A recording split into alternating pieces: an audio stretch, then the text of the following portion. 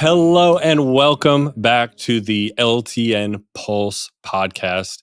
This is a show where we have conversations with LTN staff, missionaries, high-level volunteers, and dig into and discover what they are reading, watching, playing, and experiencing in nerd culture.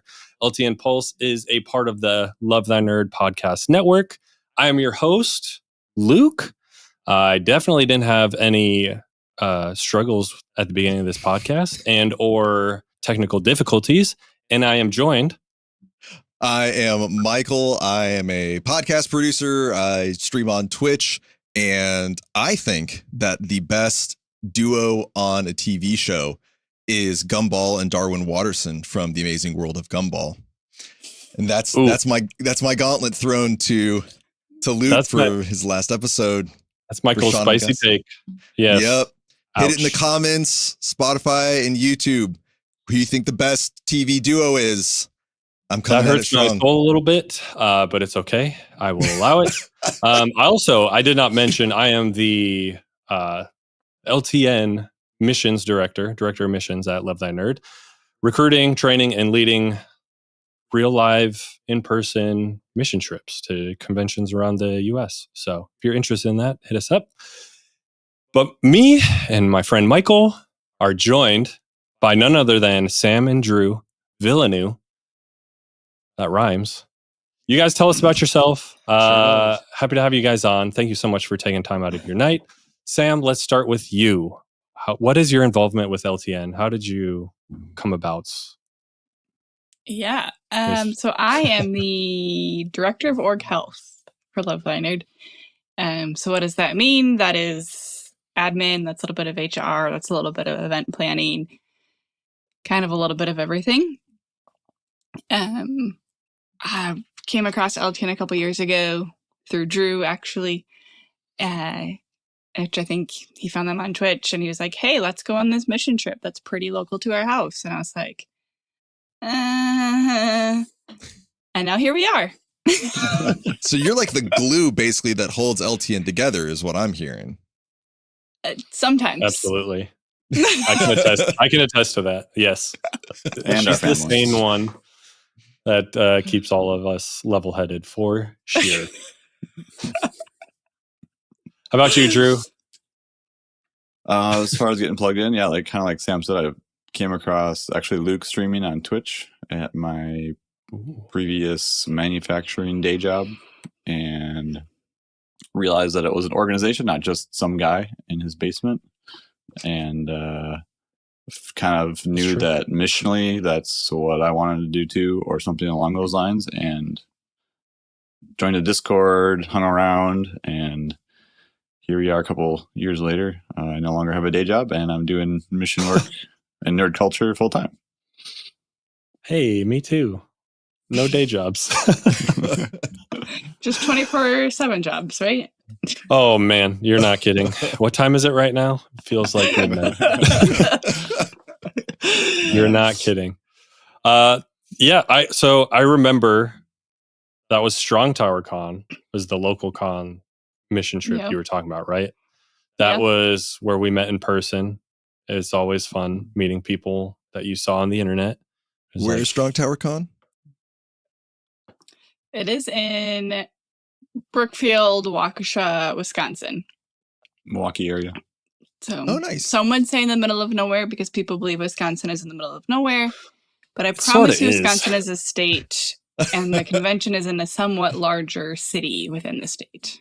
It's true. I've been to middle of nowhere, Wisconsin, and that is definitely not it.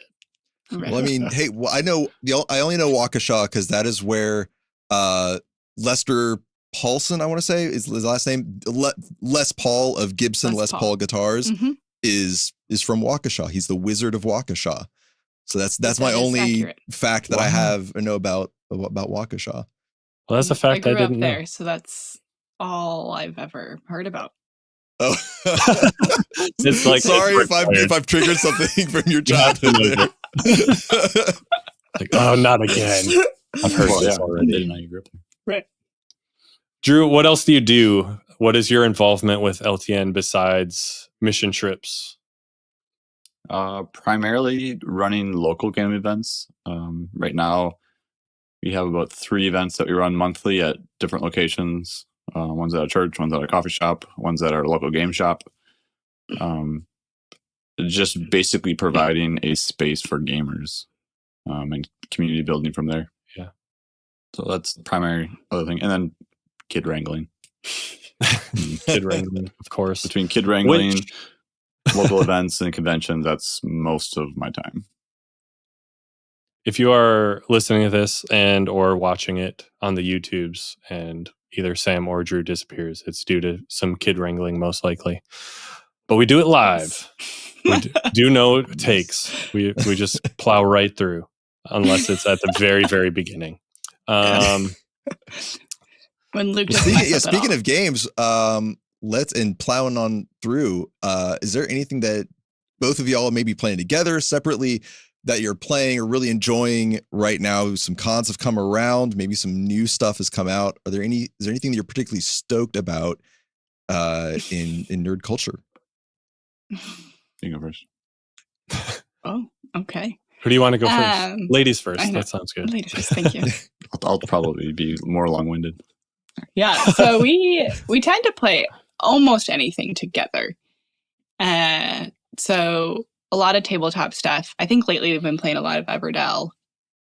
River Valley Glassworks. The deluxe edition, obviously.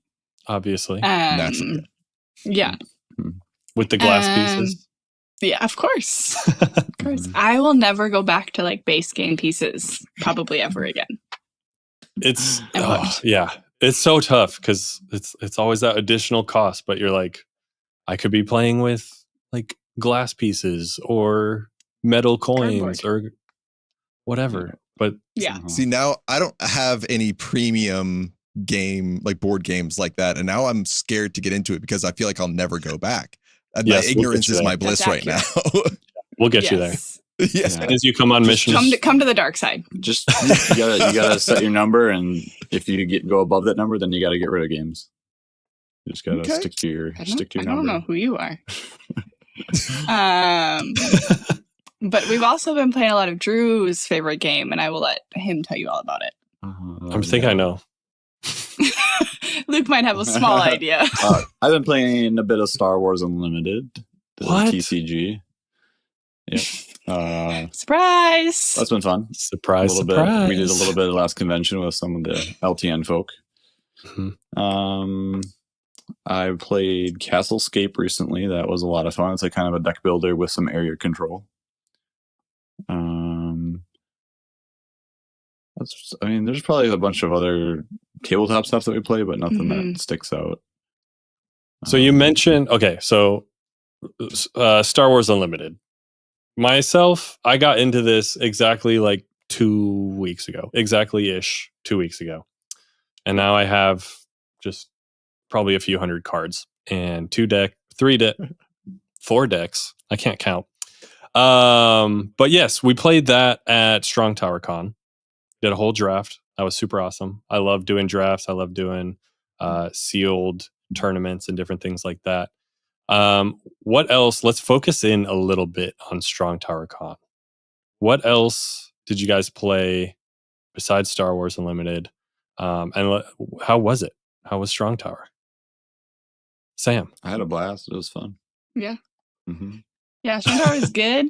I did a lot of behind the registration desk work, and so I didn't play a ton of games.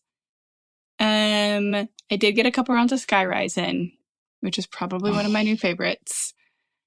We got to play Metro Runner together. Mm-hmm. The designer taught that game, so we got to play that. And that was really fun. Yeah, it was a good... What would you even call it? It's not really like area control. It's more of like a worker placement. I don't even know if I'd call it worker placement. Tableau building. I don't know. There's a whole lot of things happening, but it's really great. I really enjoyed it. Yeah, I was surprised by it. Thematically, it wasn't something that stood out to me, but the game mechanics are all there for not something super heavy. Sure. So I know. That's Thunderworks, right? That publishes Yeah. it, and they publish nothing but good things. I Great think stuff. I mean, the first Strong Tower Con we played. What was the game Penny by Parks. them? 10 Penny Parks. Now we're back. Mm-hmm. Yep. I also did Mhm. Goblin Year 3. Vaults, which is another Thunderworks game with the designer at Strong Tower. And maybe for people who listening that aren't familiar, Strong Tower Con is board game centric. Yes. Yes. Very much so. Yep. They did add in a TTRPG element this year, which was new. So a lot of D&D happened, which people loved. So that was great. Mm-hmm. But yeah, that was their first year venturing into that side of things. Otherwise, it's all board games. Mm-hmm. Yeah. And then I also ran Gnome Hollow, a couple games of that too.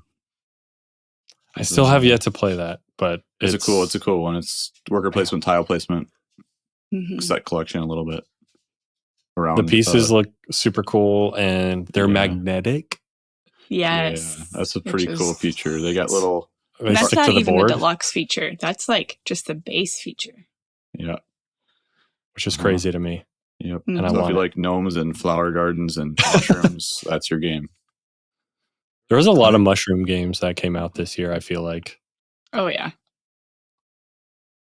There's always Very a theme. popular theme. That and krill. There's a lot of krill, like whales and krill games coming out. Yep. Mistwind is another one I played recently that I really enjoyed. Yep. That one, I talked about that one on the last episode, I believe. And yeah, that's real good. I taught that a couple times at Strong Tower, and man, don't run 2 instances of really big games in one day back to back, because that sounds really exhausting. Your brain will be mush. Mistwind is that's the whale like delivery based one. Yeah. Yeah. It's really good. It's really good. I like it, you should play it. But I ran that one and Forges of Ravenshire, which like they're on their own, they're not bad, but like it ended up being just like 4 straight hours of 2 really big games, or games of that size, and it was a lot, and I was ready for a nap. The other days I padded it with River Valley Glassworks, and that was a wise decision. So future Luke, if you go back and listen to this, you should do that again. Which you probably won't, because if I remember correctly, you don't like listening to your own voice. Oh, that's true. I do not. He'll catch it in the edit. He'll it'll be a note for the edit. Legitimately just telling someone that. It might have been Michael. I ran Star Wars Unlimited, some learn to plays as well. So that was very light, very easy, good between other heavier game kind of thing too. A wise decision. Now, is Star Wars Unlimited kind of like, is it a like Magic the Gathering kind of thing with a Star Wars skin to it, or is it pretty like unique in in how it plays? Yeah, there's a lot of similar mechanics. Very, very similar. The main difference is it's more back and forth action based and not play a bunch of cards and combo stuff. Magic has a bit more of that. There's a couple other, I think Hearthstone is got a lot of similar mechanics too. So some people have said kind of somewhere between Magic and Hearthstone. Or Yu-Gi-Oh! And Hearthstone. I would agree. Okay. I may have to. I'm not familiar with those. Grab some starter sets for me and my wife. She's a huge Star Wars fan as well, and so I feel like this is right up her alley. And you it's won't like be disappointed. Yeah, it's very approachable to. Oh, go ahead. Well, I was gonna say it's approachable. It's easy to learn, and like it doesn't break the bank. Like the 2 starter decks, like you buy a set, and it's like you could get it under $30 if you shop around. Oh, I've got the Amazon page pulled up right now. And I mean, yes, you can get the starter decks for super cheap, but then you're going to want more. Exactly. So you're saying I should just go ahead and get this $100 24 booster pack set just right out the gate. Just go ahead and go with that. Go all in. Okay. 100%. And if I you would find actually like recommend any getting with started full next year. art and hollow, you don't want those. So just send them to me. Okay. Yeah. Don't listen to Luke. They're not worth anything. Well, no. So I had, and actually probably in a box with my board game stuff, actually, no, I definitely still do, have cards, a ton of cards from the maybe 90s Star Wars card game, which is not great. Thanks. Yes. That is great. That's a special treat for those watching on YouTube. So if you're on Spotify or Apple, whatever, hop on over to the YouTubes. We're not even going to see what happened. Yeah. Celebrating 90s classic card games. Oh, it was Drew's favorite game. So I still have my box. Is the old school one is one of your favorites? Yeah. I wouldn't say it's one of my favorites, but I played it a lot as a kid. Oh, so how does it compare then to Unlimited? I mean, I like Unlimited better. Okay. For a lot of reasons. I think it's more approachable. I think it's more fine-tuned for the industry. Sweet. The CCG 90s game has a lot more like weird nuance rules to it. That makes a lot of sense, because we would, when my wife and I would play, we would often end in like almost deadlocks where like maybe her deck was more about like space battles and mine was more about on ground battles or vice versa. And we probably didn't know how to play super great because the rules are like very old and hard to really dig into. And yeah, it was one of those things where we tried it a few times and we're like, we want to love this, but it's difficult. I imagine Unlimited, like you're saying, it's easier to pick up, play. Actually, like the act of playing it runs a lot more smoothly and that sort of thing. So that's it's very tempting. May have to do a little surprise gift. She doesn't listen to the podcast, so she will know. The CCG game had a lot more like card counting and probably skill depth, but I believe that.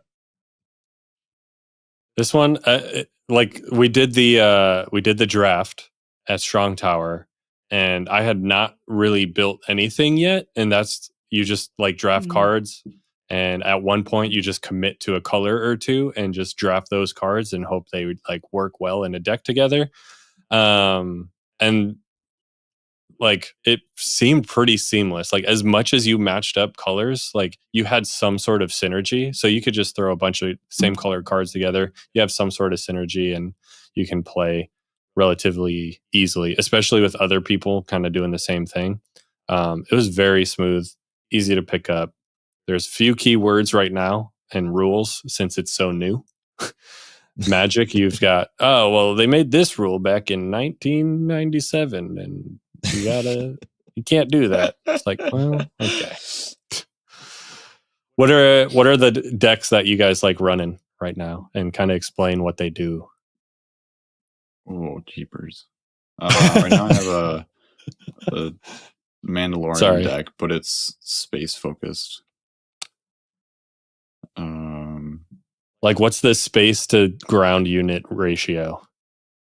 It's like reverse of what a typical deck would be.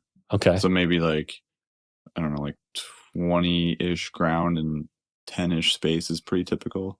It's kind of flipped. So there's like 20-ish space and 10-ish ground. I saw, when I was looking up Kylo decks, I saw one that was like 30 some space units and like 5 ground units. And I was just shocked. I want to try that. Has it been going well for you? No. The space heavy? But I'm having fun, so that's what half the battle is having fun doing it. Well, I was not ready for that. I was not ready for that. And just like so deadpan. Just, no, it's not a fun deck at all. Well, okay. No, it is a fun deck. I just isn't doing that well. Okay. Primarily because I'm missing some like big rare and legendary cards that kind of fill in the extra punch, to finish an opponent off. But yeah, I'll get them eventually. I have proxies. Oh, sure. I haven't done proxies yet. I have bought some singles. Like I bought a few like U-wings. I don't know if you've seen those. You can like search the top 10 cards of your deck and then like pull out units that equal up to 3 power or 7 power. Yep. Or cost, and just like play them for free. And I'm like, oh, absolutely. That seems broken. Yep. So I bought a couple of those. I bought a Darksaber. I bought a few things. So I've got a Cad Bane deck. That's all underworld buffs and different things. And then I have a Sabine deck that is just all like power, all like dealing damage every turn, in hopes that I can just destroy the base in as few turns as possible. So, like you said, I'm missing a lot of stuff. So, hopefully, future drafts and different events will have. I'll pull some of those. Moving on. We talked a lot about what we're playing these days. Oh, Sam's back. Perfect timing. Perfect timing. We're Sam, just getting into the introduction about Star Wars Unlimited. Well, I was going to ask what deck you're running. I was waiting for you. Yeah, we started over. I was waiting to ask what deck you're running. Just real quick. I just created a Wookiee Mandalorian deck, which I was skeptical it would do well, but it beat Drew. So that's really all that matters. I don't care if it doesn't beat anybody else. Was it Drew's deck that he doesn't have fun with? Or is it has fun, but doesn't win with? Yeah. I don't know. No, it was a different deck that we put together. Okay. I have another Darth Vader Trooper deck. Ooh. That sounds Very fun. Cool. Yeah. It's kind of like my no proxy playtest deck, because it doesn't have a ton of rare and legendaries in it, but it works well with the cards that are in it for a kind of a. It's probably like the equivalent of a starter deck, power strength kind of thing. So it's not bad, but it's not punchy. Yeah, sure. And sometimes you just got to play like new cards just to figure out the synergy, figure out how they play, where they fit into a deck. The first time I played my Cad Bane deck against Matt, I lost miserably, and I was like, "Oh, that's why I need this, and this." Yeah. Yep. And now I have them. Yes. You're mine next time, Matt.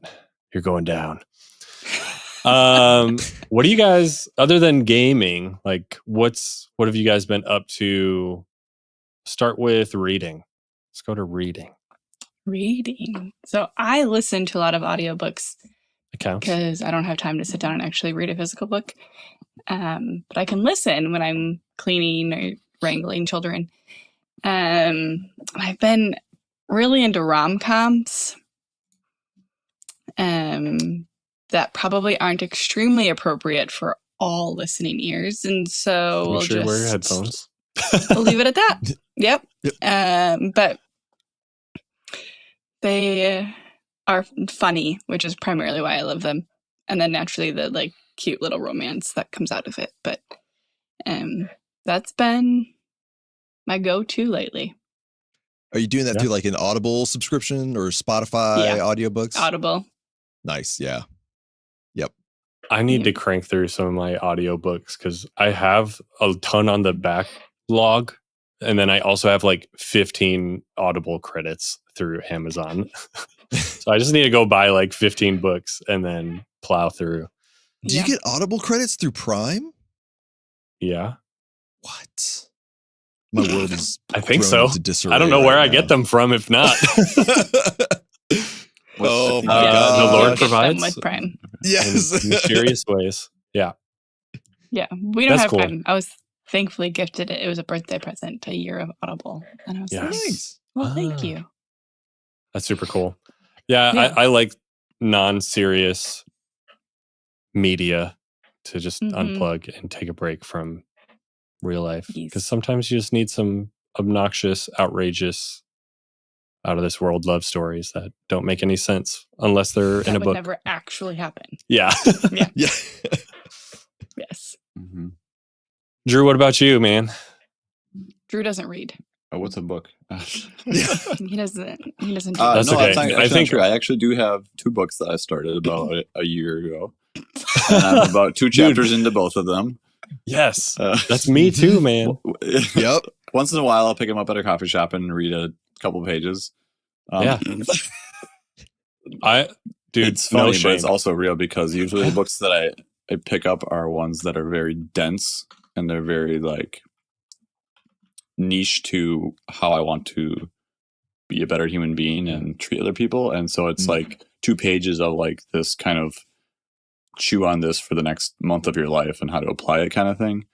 And if I just read through all that, it just goes in one ear and out the other. So that's why it takes me forever. Yeah, dude, I bet like 99% of the people listening are going to be like, you know what? Yeah. If we're being honest with ourselves. Yeah. Oh yeah, I got 2 books. Sam knows this because the org health extraordinaire. I got 2 books to help me in my job at LTN. I'm like at the beginning of the year, I'm like halfway through both of them, and I probably need to just start over at this point. But they're really good so far. But I'm just terrible at reading. I want to so bad, and then I get distracted. So maybe I'll do I'll get the audible versions as well, and like have it read to me as I'm following along. There you go. Yeah, or I mean, you drive a lot right now, so you could just listen to them while you drive. I do. What do I do? You listen to playlists on Spotify. I do listen to some playlists. It's different. It's different every time I drive. But anytime I fly, I'm like, I'm going to read this book or I'm going to listen to this book.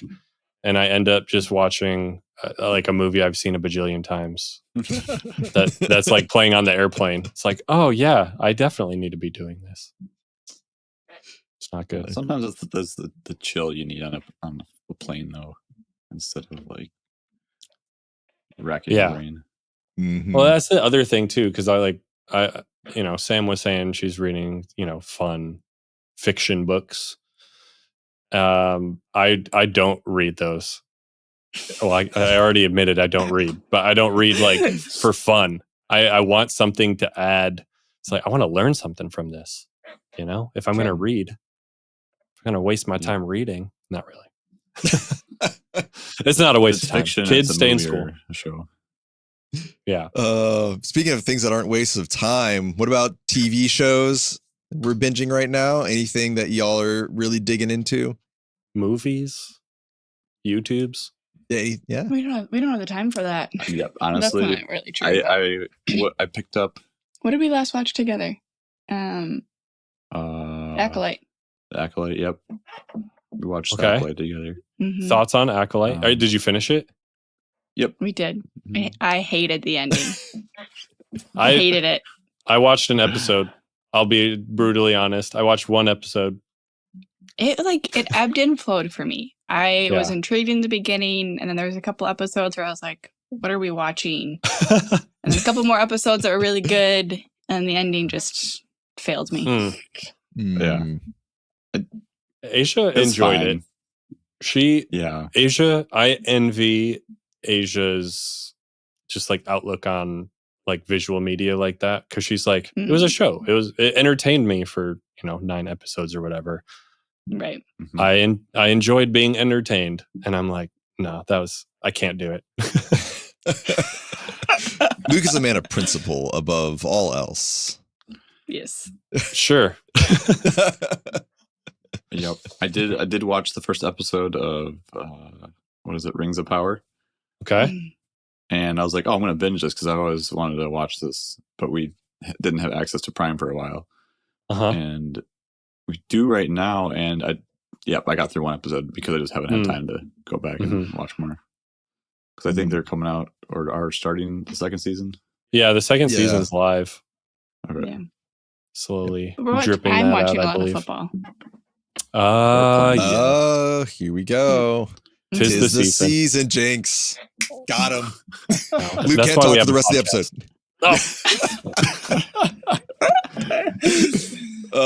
Who's your team?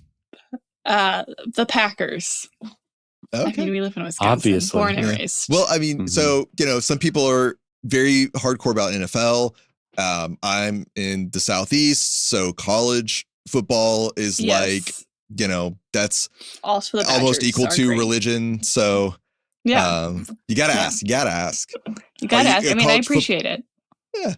College football as well, or are we just I love college football as well. I don't put as much time and energy into making sure I get to watch it like I do the NFL.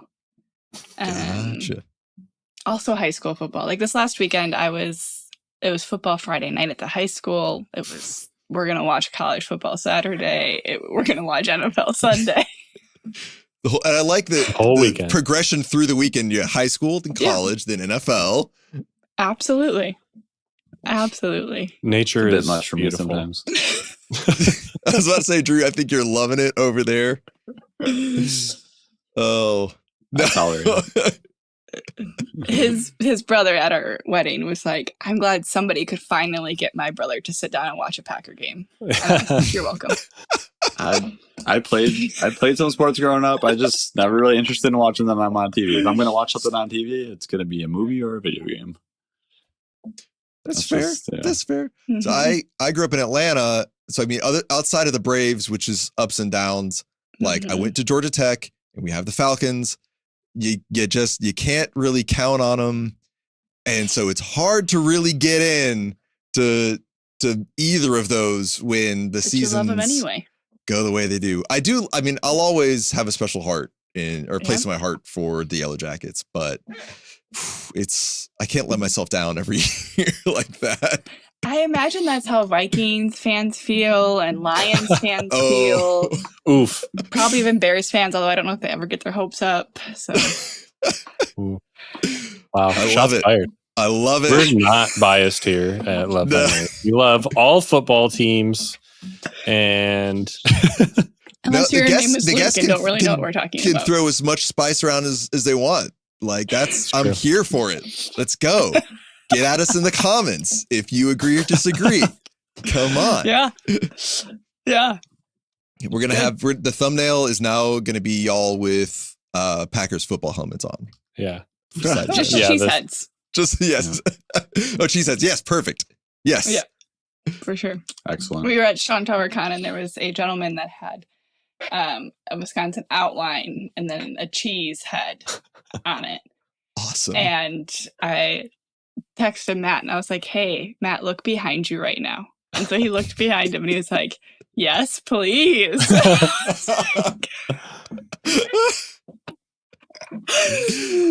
It was good. Where are you getting your Cheesehead, Wisconsin tattoo? I was thinking just kind of right here. Oh, perfect. Yes. Right on the forehead. A little piece of cheese right on the forehead. Yep. And then just put like perfect. American underneath it in small letters. American cheese. American cheese. I know how much you love American cheese. Oh yeah. No. It was a long Strong Tower convention weekend of being disappointed with the cheese. And it was in Wisconsin. Most places had American. American cheese is just not cheese in my mind.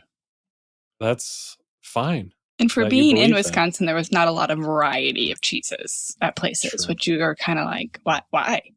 Why do they not have all the options? Now, I'm scared to ask, but I kind of do want to go down the road a little bit of American cheese is not cheese. This is fascinating to me. I would love to nerd out about some cheese right now, even as somebody who's lactose intolerant. Let's get in the weeds about some cheese. All right, let's do it. Go for it. Hold on. I'm Googling what percent of American cheese is actually cheese. American cheese must contain at least 51% real cheese by weight. So it's at least 51% real. And only 51% in most cases. What is the other 49 if not cheese? Yeah, that's the question.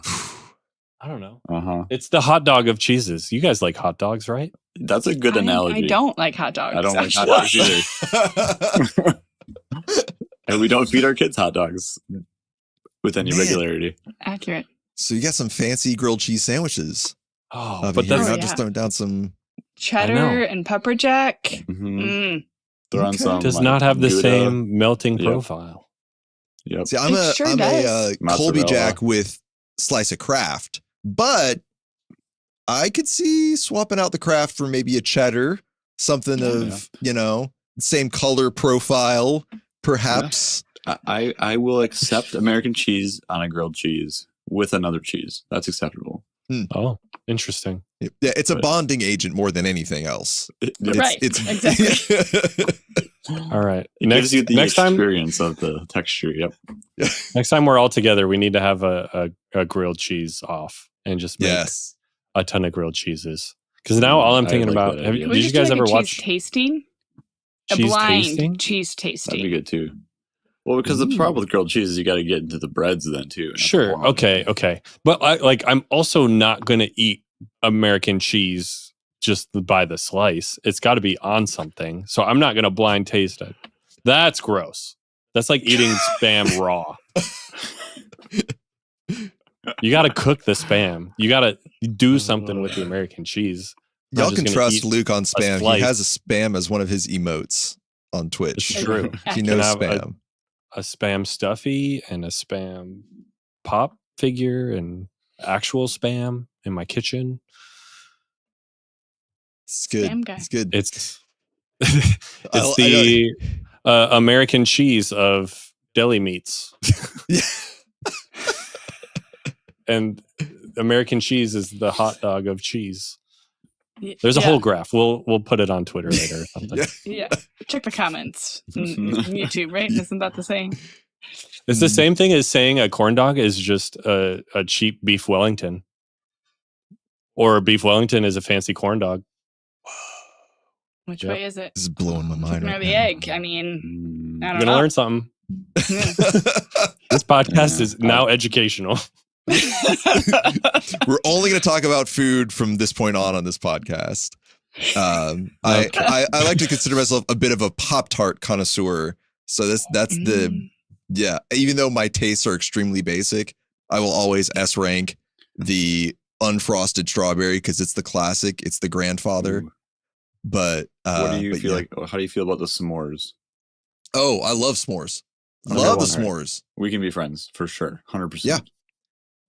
Toasted or frozen. Cinnamon's good. Have you had the snickerdoodle? No. There's a snickerdoodle? Is like it's like a slightly more I mean I don't want to say it's almost a step above brown sugar cinnamon. If you like brown sugar cinnamon and you want maybe a little more cinnamony flavor, try the snickerdoodle. You will not regret it. Interesting. It is fantastic. It's going on the grocery list. Good. Well, as much as I want to talk about Pop-Tarts, and it's a lot, I really do. That'll be the next podcast that we start is the Pop cast. Pod-Tart? Pod-Tart. Oh cast? Man, we're doing it. Yep.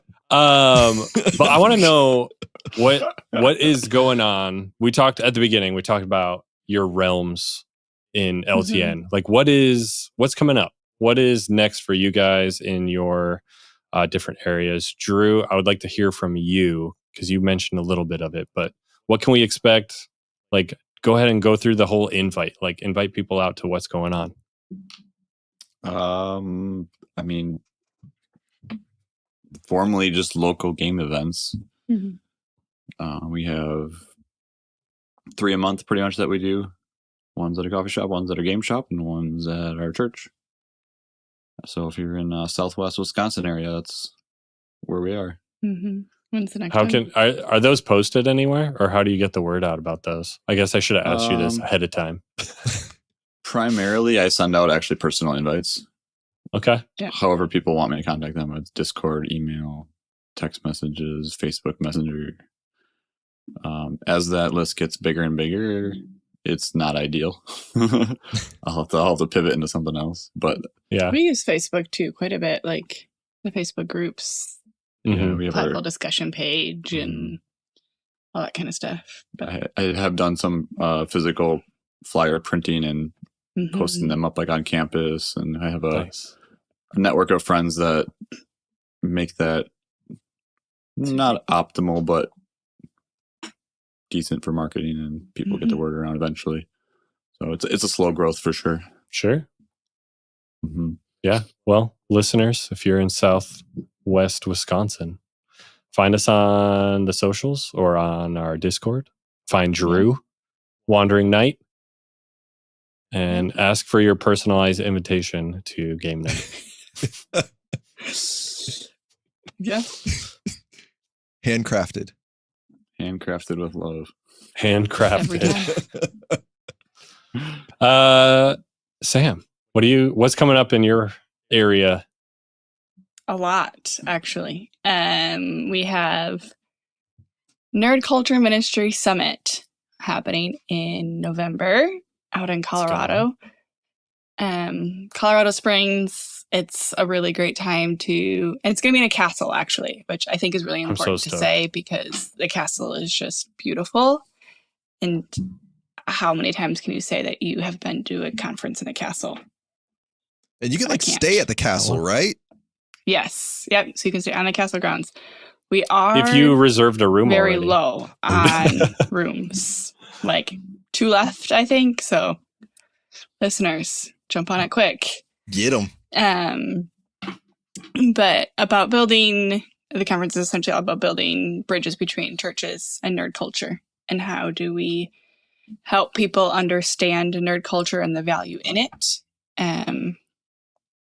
And also, we have a lot of nerds that come out to the conference. And so I'm showing them that they're valued and loved and what they care about matters. And it's a really good time. We have lots of great speakers coming. Jacqueline Parrish, York Moore, Bubba Stallcup. I've heard of him a little bit. Yeah, he's pretty good. Lamar that guy's gonna Hardwick. Be there? Lamar Hardwick will be there. He's the author of a couple of books, but he is a pastor who has autism, who is also part of the Black community. And so he knows all about feeling completely isolated and apart. And so he'll be there to kind of help people understand how to be inclusive, which is great. And so lots of great speakers, lots of great breakouts, game nights for 4 nights. I mean, how can you turn that down? So it's gonna be awesome. It'll be good. Yeah. I'm super PAX stoked. Unplugged. Yeah. Super stoked. Where can one Unplugged, yeah. Well, where can one register for said NCMS? For NCMS. So you can go to ncmsummit.com. Do it. And Sign up register before the castle rooms are gone, or Yeah. sign up after. It's your choice. But Yeah. you should come either way. There are hotels in the area if we do run out of rooms. Yeah. So we'll find a place for you. Yep. Absolutely. And PAX Unplugged in December? Yes. Your first one, right? My first PAX, yep. Drew went last year, so I get to go this year. I'm excited. That was my first official gaming convention besides Strong Tower, really. Yeah. Oh, was it really? Yeah, or should I say my probably first knew like decent sized one. Sure. Yep. Yeah. And you were both at Gen Con this year, which is just blows them all out of the water. Yes. Yes. Are you looking forward to anything specific at PAX? Not that you know much about it yet because you haven't been, but Yeah. Star Wars Unlimited promo cards. Did I just hear something? it must have been some weird technology maybe. I don't really know. glitch. Yeah. I think we're picking yes, up a that. McDonald's drive-thru. Oh, okay. I'm excited. There's a couple different things I'm excited for. Yeah. So I also, my other job when I'm not doing LTN and mom life, I do the admin financial side of things for Lux Digital Church. And that whole staff team is going to be at PAX. And so I'm excited to hang out with them in real life and be with them and serve with them as a team there, as well as like the LTN team. And so that crossover is going to be both unique and super fun all at the same time.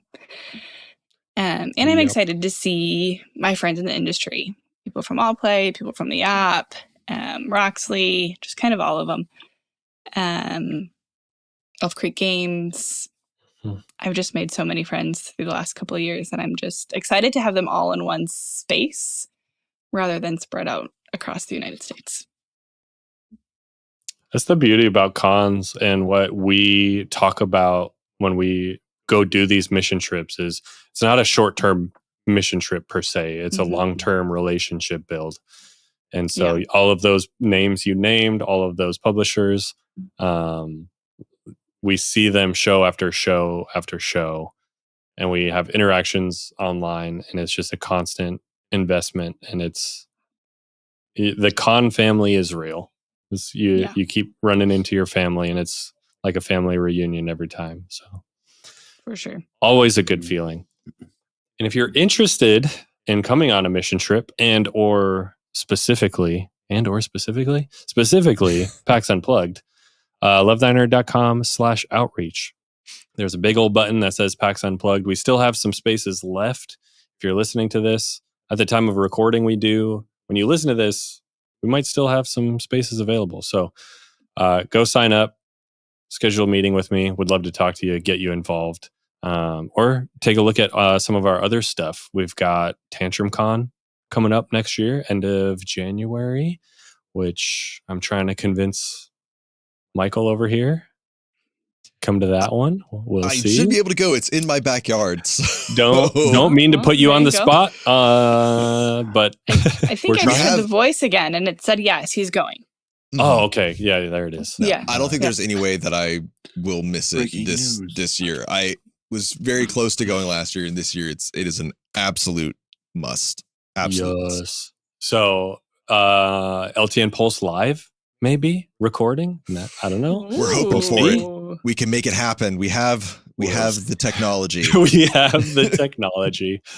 But we got so many shows coming up. So pop in lovethynerd.com/outreach, browse around, sign up for a mission trip. Would love to have you.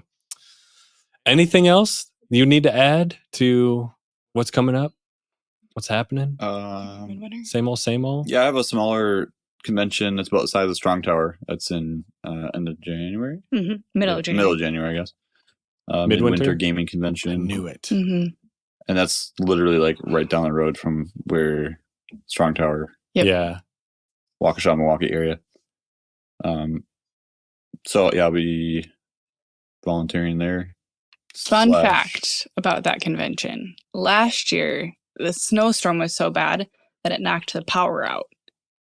And so then they got to play games with their phone lights because they didn't kick them out. And so they just played games in the dark. Good old Wisconsin. So if you want to experience a potential snowstorm where it knocks the power out, come on down. We'd love to have you come with us. Gaming by gamers from gaming. Yeah. Yep. Yeah. And then I guess this is kind of fresh off the press too. Our local game shop is looking for a little more help, and I'm going to be helping them. So we'll see how that relationship continues to progress, but that's pretty exciting for me since it's kind of the industry I want to be in and be a part of and build community in. That's awesome. You heard it here first on the LTN Pulse. It's educational and breaking news. All the things in one podcast. Yep. Who knew? That's super awesome. I look forward to hearing more about that and how that goes. And anyway, we can help, like sending people to come buy stuff, I guess. Go find Drew in your local game shop. Super awesome local game shop owner who will ship stuff out if you want to buy stuff from him. Send me a list of what singles they have for Star Wars Unlimited. And if they have any Dark Saber. Drew's going to get all the first pass on all the great ones. That's true. It's true. Who am I kidding? Yeah. I don't think they're there yet. But they'll get there. It's Not primarily yet. an MTG shop. Well, that's their loss. Yeah. Well, you can start. You can start legal. the Star Wars Unlimited aspect of that. They have organized play, and we just started it. So Nice. Very cool. We're They're moving Very on up. cool. just getting kicked up. That's That's cool. what you do too. Every Monday. Mm-hmm. Just started doing that Mondays. Yeah. Oh, I just remembered somebody texted me they were doing a draft tonight and I didn't tell them I couldn't make it. I'm the worst friend ever. Rip. I literally just remembered. Oops. I'll text them and apologize. Oh, but thank you guys for coming on the show so late at night with kids running around, escaping bedtime. I know it's a sacrifice, and so is this ministry sometimes. It's a lot, and I appreciate you guys being involved and being a part of it, and I am very stoked and appreciative to call you guys friends and colleagues. Yeah, and it was great meeting y'all just tonight as I'm Yeah. kind of getting to meet and learn more about just with different staff members and high level volunteers and do here through the podcast. So yeah, we really appreciate you you joining us and sharing what's happening with LTN. This is great. It's why we're doing this. Yeah. Thanks for having us. Absolutely. You're Thanks so for having very us. welcome. Yeah. It was fun. Do you guys what is your LTN link? lovethynerd.com/Sam and Drew Villeneuve. Don't you have a page? You don't have a page. We do. It's partner with the Villeneuve. We will try to remember to put a link in the description Yes, and show absolutely. notes. And I'm Yes. taking a note. Remind Bubba to create alias with something shorter. Okay. Yep. I mean, Bubba, you can if just you're search our, listening- you could probably search us on the Love Thy Nerd site and find us too. Or the Google machine works too. Yes. Google machine, Sam and Drew Villeneuve. LTN. To find out more. LTN. But these guys are awesome. Definitely worth partnering with or just following along. They've got newsletters. They got all sorts of stuff. So please don't hesitate to connect with them. Absolutely. Thanks, guys.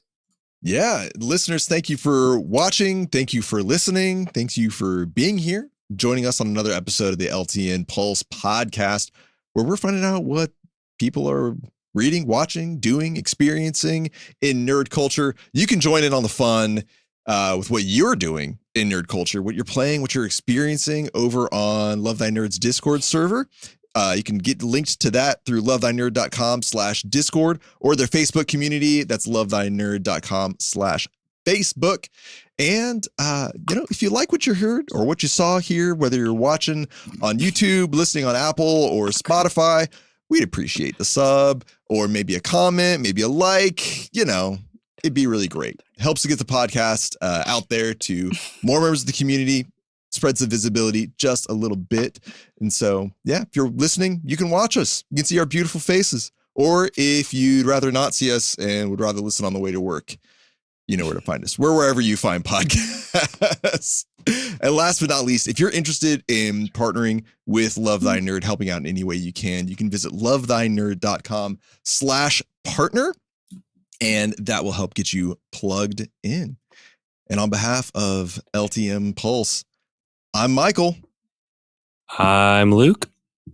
I'm Drew. And we'll catch you next time. I'm Sam. Drew and Sam. Yeah. Let's go. All right. Bye. Bye-bye.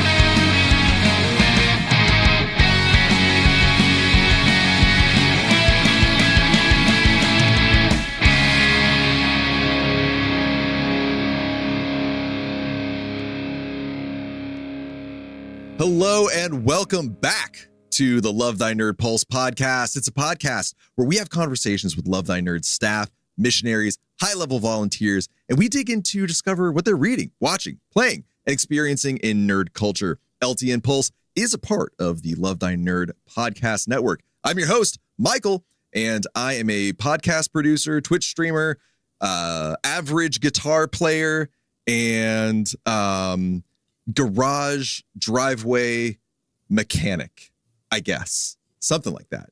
And with me today is... I'm Luke.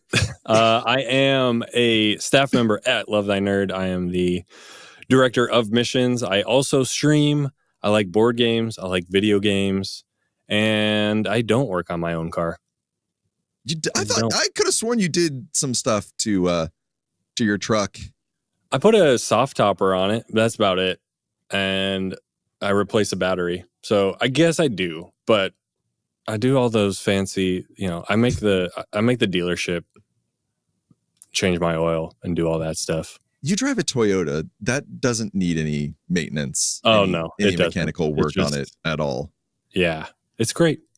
See, I've got an old Subaru. Well, it's my wife's old Subaru, and that goes through periods where it needs lots of attention and then is wonderful and amazing.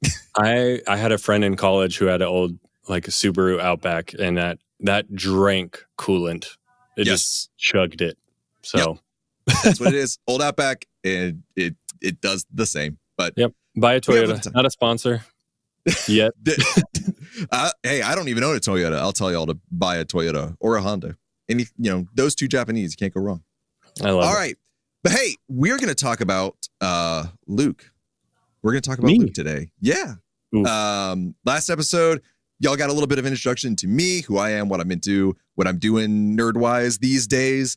But for this episode, y'all kind of probably know Luke a little bit if you're in the Love Thy Nerd network in any way, shape, or form. And so we thought today we would switch gears, talk about our other wonderful host, and give Luke a chance to tell y'all about who he is and what he's into. So Luke, what's your name? And what's your involvement with Love Thy Nerd? What's your name? Well, I mean, we know you as Luke, but we may also know you online as... Yeah. Okay, so we did start there. My name's Luke. I stream on Twitch. I go by Frostbite4. There's a whole story behind it. I'll go through the quick version. Story behind that. I was looking for a new name. I wanted something cool. And I was like, okay, Batman was scared of bats, and he donned the bat and called himself the Batman. And so I hate the cold. I hate the cold. I have thin blood. I freeze at 70 degrees outside. And so for that reason, I was like, okay, frost sounds cool. It's also that's my weakness. So I'm going to don my weakness. And then the bite is with a Y. That's onto my techie side. I like tinkering with things. I love setting up OBS and figuring things out. I have an audio engineering background. So that's where the bite came in. And then the 4, back in high school, my two buddies that we would play RuneScape together and we would play Halo together and all these games. We wanted something to tie all of our gamer tags together. We landed on the number 4 because it's unlucky in China. And we're like, we're going to bring bad luck to all of our opponents and just destroy them. So that's the brief history. And I like 4 because it's a little different. In terms of unlucky, it's not Frostbite 13 is almost it's too on the nose. It's almost too edgy on the nose, where 4 is that's cool. And by the way, it's also this. If I get on those China servers, people are scared of me. So that's where I boot up Fortnite. Is I have the worst ping, but everyone's scared of me. Well, it's an advantage because you're teleporting across the map at that point, right? Yeah. I'm using warping around. My advantage, DDoSing. Yeah, absolutely. But that's a little bit of Frostbite history for you. I also mentioned I am the director of missions at Love Thy Nerd. We take physical mission trips to conventions. Mostly we have board game conventions right now. So we're doing anywhere between 6 to 8 of those and taking teams of missionaries anywhere between 6 up to 26 is the biggest one that we're taking this year. We're taking 26 people to Gen Con. So it's it's a lot. And so that's what I do. I recruit, train, and lead these teams to different spaces. So we go to Gen Con. We've got PAX Unplugged coming up. We've got Strong Tower Con, Grand Con, all these in the pipeline. Potentially going to Essen, Spiel Essen in Germany, which would be yeah. So still working on that. By the time you're listening to this, it should be solidified. And if you haven't heard about it, it probably means it didn't work out, and I'm real sad. But it's not looking like it's gonna not work out. So that's good. Yeah. So I'm excited about that. I've never been to Europe, anywhere in Europe. So you'll like it there because it's a little more like north, so it's cooler there. It's not as hot. But I told you I don't like the cold. Oh no, that's right. No, sorry, I had it backwards. You're gonna hate it there. It doesn't make sense. It's like Batman. It's like, oh, you love bats. No, I hate bats. Yeah. I mean, I don't mind it. I like cooler. I obviously don't like sweating. You know, nobody likes sweating. So, but no, I like it. So, what time of year is the planned Essen trip? October. Oh, that'd be perfect. It'd be great. It'd be great up there. Light jacket weather. Yeah. Maybe heavy coat for you. I do like hoodie weather. I like the perfect temperature is probably right there at 70, like between 60 and 70, where you can wear a hoodie and it's nice and cozy, but you could wear shorts. And it's just like, yes, it's perfect. Nice. Well, Luke, what are you getting into these days? What are you reading, watching, playing? Any of the things, building, destroying? Oh man, we got stuff going on. You know, there's a lot. I'm spoiled for choice these days. Well, I've been traveling a bunch, like I said. So I'll touch base on our last mission trip. We went to Origins in Columbus, Ohio, and there was 12 of us going to Origins. Origins was about between 17,000, 20,000 between there people. And we try to work with partners like in the industry, like publishers, companies. And so in the board gaming industry, we've recently partnered up with Allplay. If you're not familiar with Allplay, they make a ton of great games. They make these like small box, like minute to teach, a lot of trick taking games. More so like on the family level, like these are great family games. Anyone can learn them. They got some bigger boxes that they're not too complicated. Again, still great for families, but some deciphering, like they have a message from the stars is pretty new. That's like two teams of scientists trying to decipher like the alien message. So really fun co-op thing. They got Through the Desert, which is like a route building. Imagine Ticket to Ride, but scored way different. And then they got these like tiny box games that are coming out that are more like on the party side, but like super easy and they fit in your pocket. So anyways, they make a lot of cool stuff. They have board game bags. They do board game tables. They do board game shelves. Like they do a little bit of it all. And so hence Allplay. Wow. And so we partnered with them. Filled in some demoing scheduled for them, and that was great.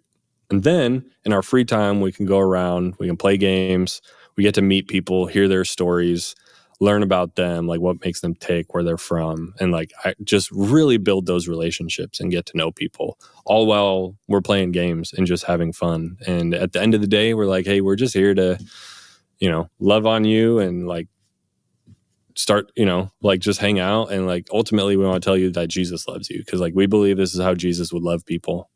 I believe, if Jesus was around today, modern day, he'd be a board gamer sitting around tables. He would make the dopest gaming tables. I believe it. Yeah. I believe it. Absolutely. So yeah, I really enjoy that aspect of it, of my job, being able to lead these teams. And like each morning we'll hear stories like, hey, who'd you meet? Who'd you talk to? And like every morning is so rich with like the stories people have to share, people they met, of like every corner of nerddom. And so got to meet up with a whole lot of old friends, got to talk to some new friends, and then like even like there's some I ran into some people that come to our game night like here in town. They drove 3 hours to be at this as well, and so I'm like, oh no way, I wasn't expecting to see you here. So really cool. That's so cool. Unique opportunities. And so with a board game convention, I obviously played some board games. So well, I got to ask, because this is relevant to all your travels and stuff. Mm-hmm. What are some of your like your go-to travel entertainment like picks? Like if you're on a plane, are you downloading episodes of anything on a streaming app? Are you reading any books? Music choices? Are there go-tos? Okay. Every time I travel, I intend to listen to a podcast or an audiobook or something, and like I'll download it and make sure it's all ready and make sure I have batteries and all this stuff. And then I get to the plane and I'm like, I'm just going to see what they got like streaming on their like movie streaming service that they have here on the plane. Like 9 times out of 10, I'm just wasting my time watching something I've already seen or something. And I was just like, oh, I was going to be so productive. But then like also recently on the past couple trips I've taken on the plane, I was playing Hades, like the first Hades, because I never beat it, and I had it on my Switch. Well, I did beat it once. I never got the true ending. So if you're familiar with Hades, to win, you have to escape. And I did that once. And to get the true ending, you need to do that a total of 10 times. So, oh my gosh. There was one trip, I think it was Phoenix. On my way back from Phoenix, I beat it like 3 times in a row. Like, nice. Just completing my 10 escapes. And I felt real good. And the lady next to me thought I was crazy, but I felt really good. And so, yeah, on trips like that, I fly by the seat of my pants. That's fair. Yeah, they make it so easy to fall into like what does the plane have? Just to check it out. And I'm like, I might as well watch this random episode of a TV show or of The Office. I could rewatch this really terrible live action remake of the Teenage Mutant Ninja Turtles. It's fine. Oh my God. That's happened. I've watched that on the plane.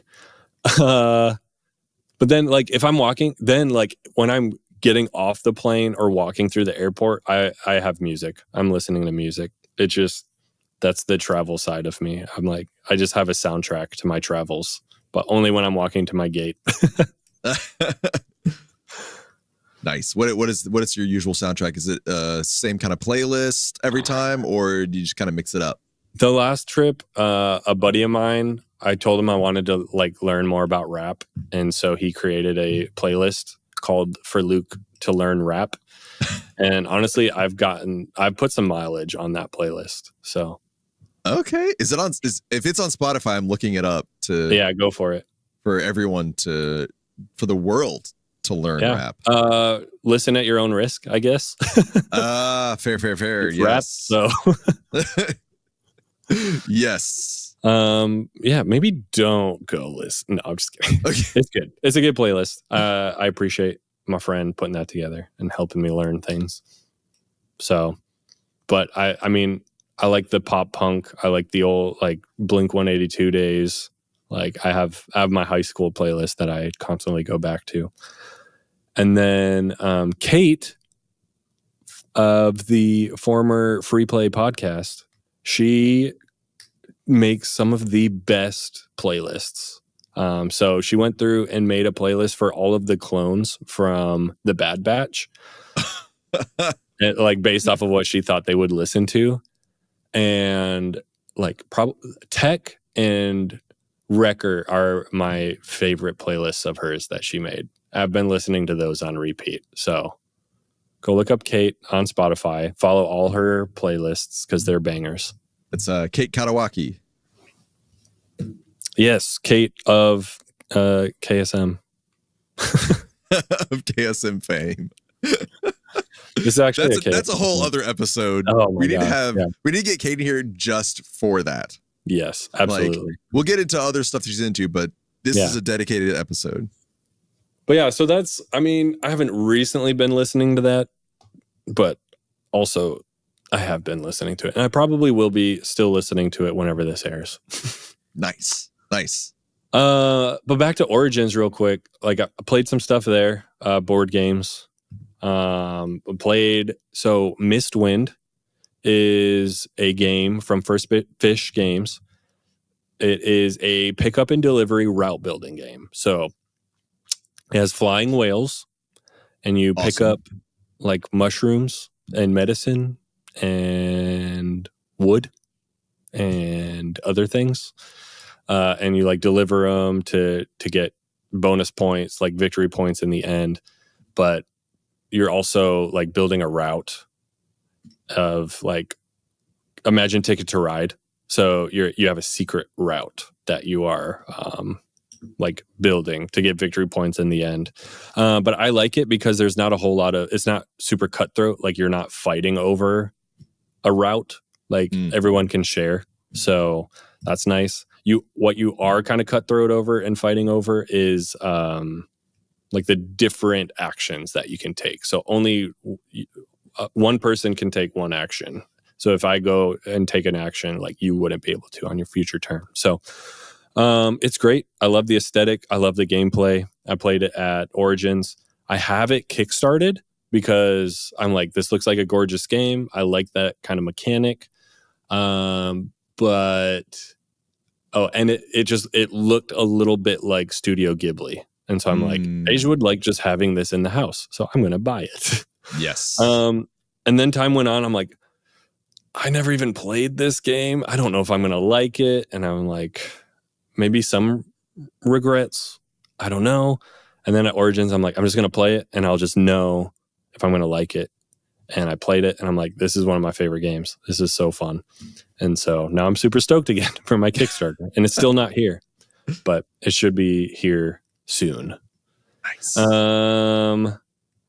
And then, I mean, I have a whole list of board games I've been playing. If you want to know all of these board games, I'm not going to go into them all, but just hit me up. I'm sure we have, just find me on the LTN Discord. I could talk about board games all day. All right. So what are you watching these days? What have you been peeping at? So we talked about it a little bit last week. I almost said last year. I'm still watching Through the Bear. Asia and I have 2 episodes left. We've been taking our sweet time. We've just been so exhausted in the evenings because, I mean, like, at the time of recording, it is July 8th. So we just had July 4th not that long ago. And so it's like we went out and did stuff, partied in the USA, and we're very tired after that. And then the following day, like, I played a bunch of board games. Was super tired after that. So it's just one thing after another. And so haven't finished The Bear yet, but like absolutely loving it. If you want to know my first impressions, go listen to the last episode. Yep. But when we are super tired, the show I put on to just fall asleep to is Psych. Psych is my most watched show, like hands down. I've seen every single episode multiple times, all the way through. Like, I limit myself to watching Psych like once a year. Like, it's good. Limit myself. Because I'll get to the final episode and then watch the movies because there's Psych movies. And then I'll be like, should I just start over?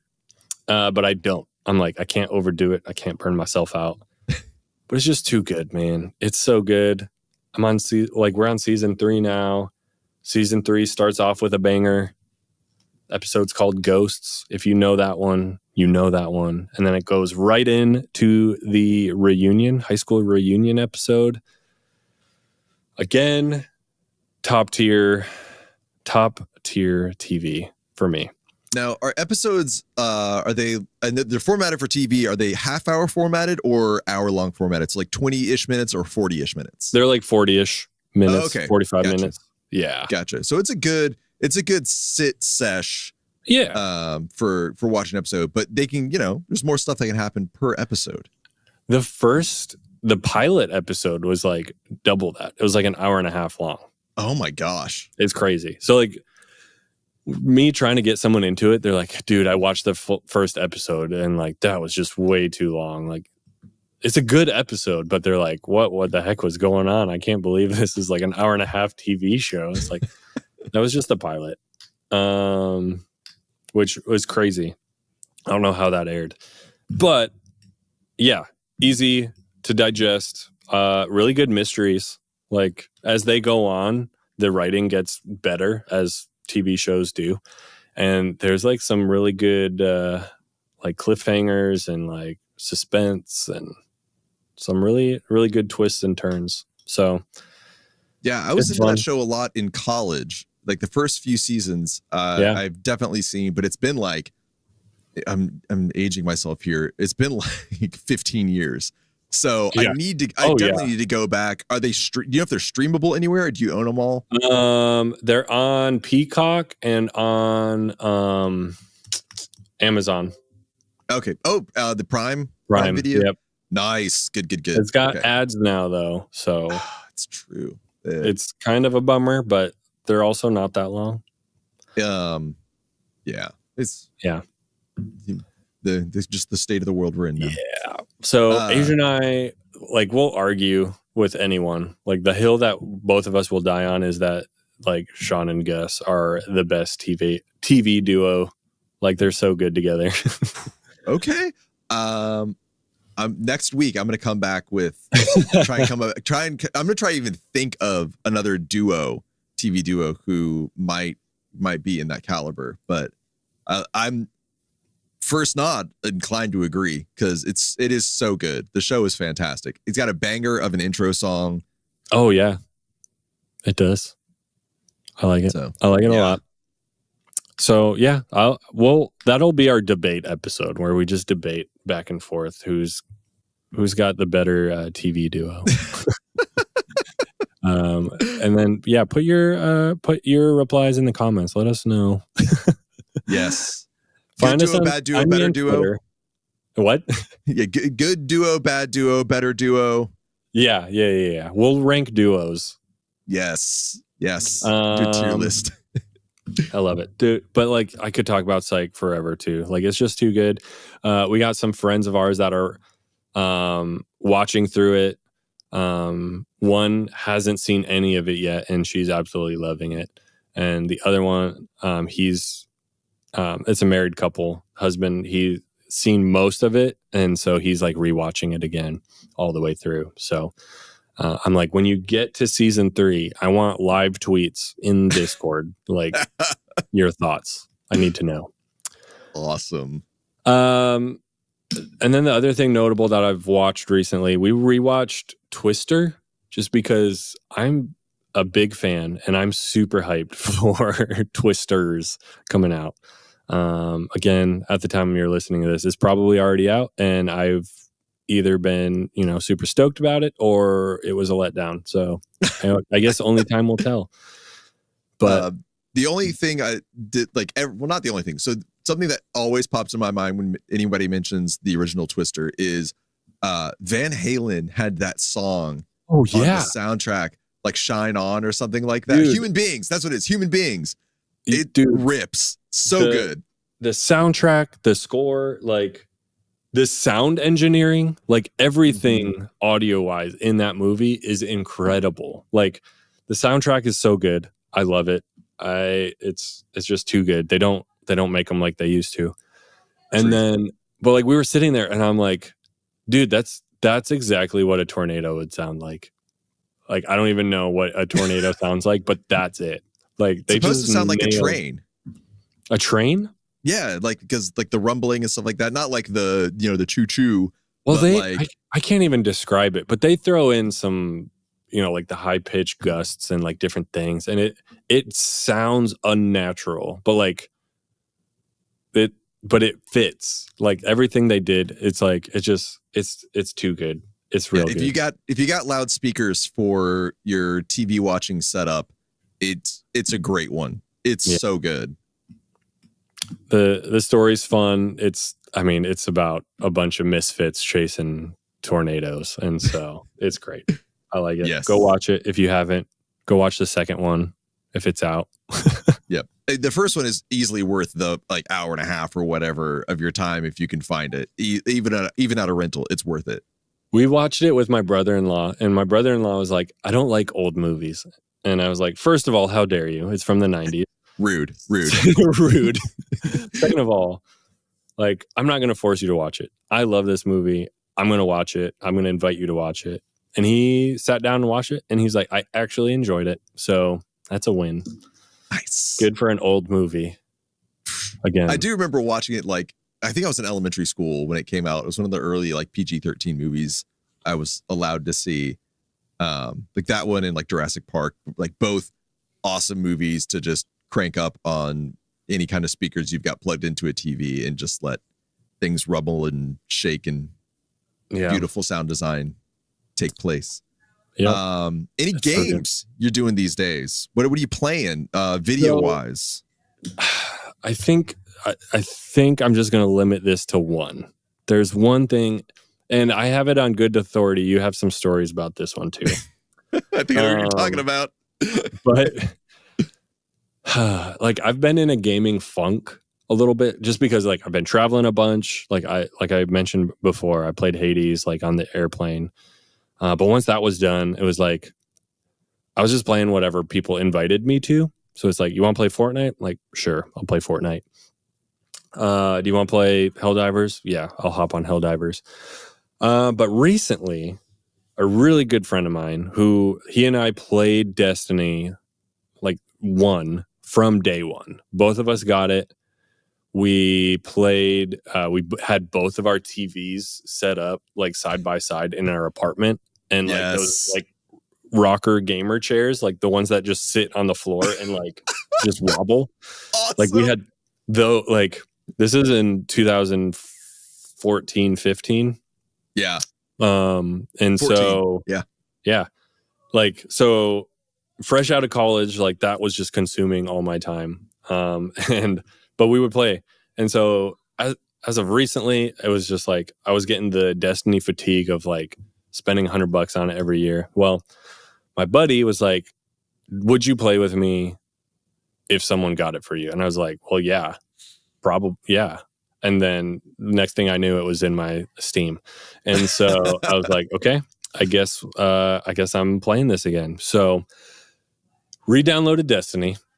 I haven't played in over a year. So I downloaded Lightfall, which was last year's DLC. I got that for $9 off of Steam. I'm worth it, I guess. So I played through last year's DLC. The story was fine. The new mechanics, Strand, and all that, just me. It was a good refresher diving back into it. I just started the Final Shape.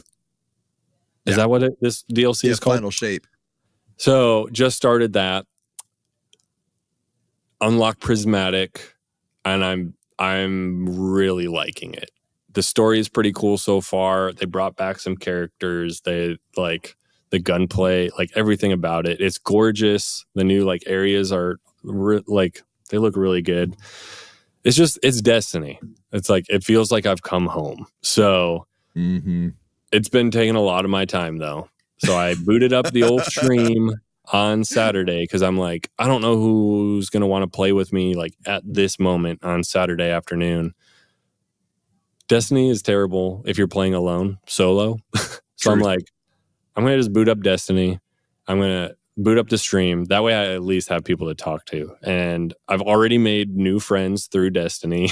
Nice. It's just classic Destiny, man. So it's good being back. It's also I spent 6 hours on Saturday playing, and then another 4 or 5 on Sunday. And then I was doing work today, a co-working stream. I'm do we need to take a Destiny break? And we did. And nice. So it's just classic Destiny. But I know you played. I don't know. Have you played recently? I haven't. The last expansion I played, I think, maybe was Witch Queen. Right? That was one that was a few years back. Probably about 3 years ago. Yeah. A buddy of mine who volunteered at the church where I used to work. Oh, he contracted as well. He was an awesome guy. He and I both kind of like got back into Destiny. It was one of those things like, all right, I'll get the DLC if you get the DLC, and we'll play together, and it'll be like a thing that we do. So we did, and it was great. Yeah. But yeah, you're right about every time booting up Destiny. If you're listening, watching, and you haven't played Destiny, it is one of the best feeling first-person shooters out there right now. It just plays so well. Something about, I don't know what it is with the controls, the guns all feel really good. Everything is just tight, dialed in. And anytime you jump back into it from being gone for several years, you may have to get used to some new gear, that kind of thing. But like, it's almost like, that kind of like, oh yeah, I'm settling back in because all of this is still so dialed in. It plays so well. That's always been my experience with Destiny over the years, and the past 10 years of playing. And Destiny 1 was like that too. Destiny 1 played great too. Yeah. Oh yeah. And I love all the revisits through Destiny 2. I love all the revisits to like the Cosmodrome and like going to all these old places. And so playing Lightfall or playing what is it? Final I just Shape? forgot it again. The Final Shape. It's taking you back like to all these old places, like without going, like, it's not really a spoiler, but like where the speaker stood in Destiny 1. I don't know if you played Destiny 1. Yes. Yeah. So the speaker, like, man, I loved that character. But like where his little space, like in the original tower, like you see that, and I'm just like, oh my gosh, this takes me back like legit 10 years. It's $50. It's a $50 expansion.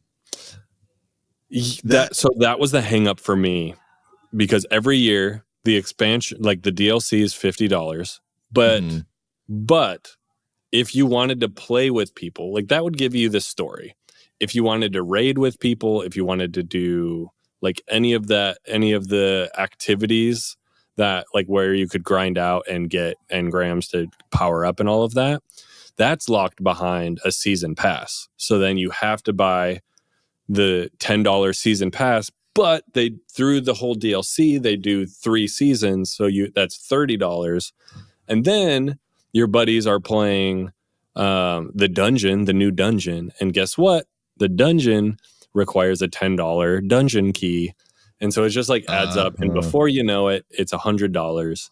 And you're just sitting there scratching your head like, how did I get this far? So yeah, I think Witch Queen was the last DLC that was on Game Pass.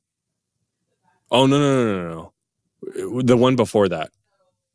I don't even remember. The snowy one. Whatever that one was. That one was on Xbox Game Pass.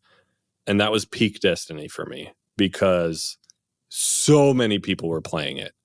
It was so accessible, and like their numbers were through the roof. And then they sold out, and it got yoinked from Xbox Game Pass, and I was very sad. And then the price hiked, and it was a sad day. But all that to say, that doesn't matter, because I'm back. Yeah, and if you're getting the value out of it, then you're getting the value out of it, you know? If you're playing it, like, I mean, we were talking earlier today before we started the recording. I'm at a point where I am just almost bulldozing my way through the game Stellar Blade, because I paid $70 for it. Yeah. And it's probably not one that I will revisit. It's adequate, a 6 out of 10 for sure.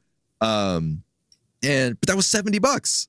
Yeah. And where you're going to be spending a lot more time for sure in Destiny than I will be doing this one, run through a game, through a campaign. So, yeah.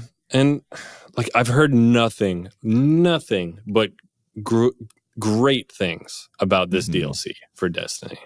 It's like they threw up the like, oh, IGN and like all these different, places that were giving it like 9.5, 10 out of 10s, like all around. Like I've heard like the story is just incredible, I've heard. And so like, is this the end of Destiny? I don't know. I don't know. I would be excited for that to be the case, only just to think about what could come next. If they're Bungie's working on that other game. I forget what. Marathon. But I don't know. That was canceled. Was it canceled? That's for another podcast. Yeah. But to do the research now or research later. That's what I do know they've like verbally said we don't want Destiny 3. Okay. If they were to continue Destiny, like they're calling this the Light and Dark Saga. If there's a new saga after this, it's just going to be Destiny. They're just like calling it Destiny. It's going to be like World of Warcraft where it can just always live on forever. And so we'll see. I'm curious. Whew, man. Well, Luke, what is coming up in your world? What is around the corner for Love Thy Nerd, for Luke the Frostbite 4? Dude, so many things, man. So many things. Like I said, at the time of recording, we have Gen Con like just around the corner. So chances are that's already happened a couple weeks ago. That's just the light in the tunnel. It might be a train. It might be the exit, but that's what's next. And then after that, hopefully, if you're listening to this, we got several things coming up. Strong Tower Con is we're having our LTN meetup at Strong Tower Con. That is in the Milwaukee area, Milwaukee, Wisconsin. So if you want to come hang out with us, most, if not all of the LTN staff will be there. Then we've got NCMS coming up. That's in the Denver area. That's our Nerd Culture Ministry Summit. Yeah. That is focused on, just training people in this space, like nerd culture missions, ministry. And then PAX Unplugged is our next big mission trip. So I need about 15 people to go to PAX Unplugged in Philadelphia. Woo. So if you're in that area or you just always wanted to go get a real Philly cheesesteak, you should swing on over to lovethynerd.com/outreach to sign up for one of our mission trips. I would love to have you. And so those are the big things that are coming up. And then, the little things, I'm streaming again, maybe. Yeah. And so right now, Monday to Wednesdays, right? Monday through Wednesday. I'm streaming in the day, 10 a.m. Eastern time. I go live. We work on some stuff. Lately, we've been taking some Destiny breaks, and but it's been really productive. I've gotten some good work done during that time. I've taken meetings. People were none the wiser, but it's a good time. There's 20 people in there just lurking, getting work done today. So yeah, it's a good hang. Yeah. And we didn't even get to talk about it, but Star was in there today telling me her widow story, her Destiny widow stories. Oh my gosh. Yes. Yeah. A tale for another podcast episode for sure. I get it. I played a lot of Destiny, so yeah. But yeah, that's what's in my pipeline. That's what's coming up. So I'm super excited for all of it. Essen, I'm going to be there hopefully. So that's huge. So lots of cool, exciting things happen around LTN. If you want to be a part of it, don't hesitate to reach out. lovethynerd.com/Luke is where you can find me. /outreach is where you can find all our upcoming trips, all that good stuff. You can also go to lovethynerd.com/Discord to find the link to the Love Thy Nerd Discord. Get plugged into the community. A lot of cool stuff going on there. We could basically do a podcast episode about that whole scene. It's great. There's a lot going on. It's cool. It's very cool. So highly recommend it. Also the Love Thy Nerd Facebook, which you can find by searching Love Thy Nerd on Facebook or getting there through lovethynerd.com/Facebook. We talked about it last episode. The Love Thy Nerd website is so well made, so well organized. Everything you want to find out, it could be there, and it can take you to where you need to go from that. It's the ultimate Love Thy Nerd springboard. It's really what it is. We have everything. Really what it is.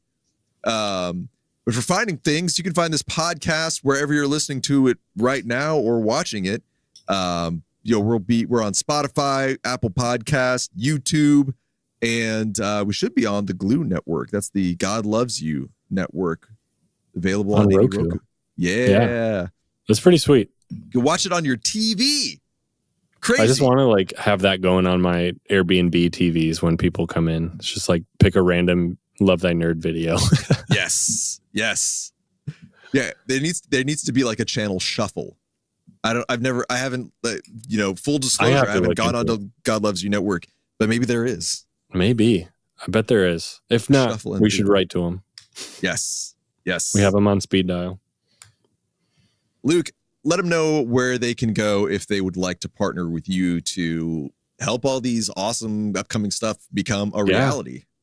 Yeah. I mean, if you need to get in contact with me, if you want to join my partner team, if you are interested in just nerd culture missions and want to start a mission trip near you, go to lovethynerd.com/Luke. All of my information is there. You can email me. You can sign up for a newsletter. You can partner with me.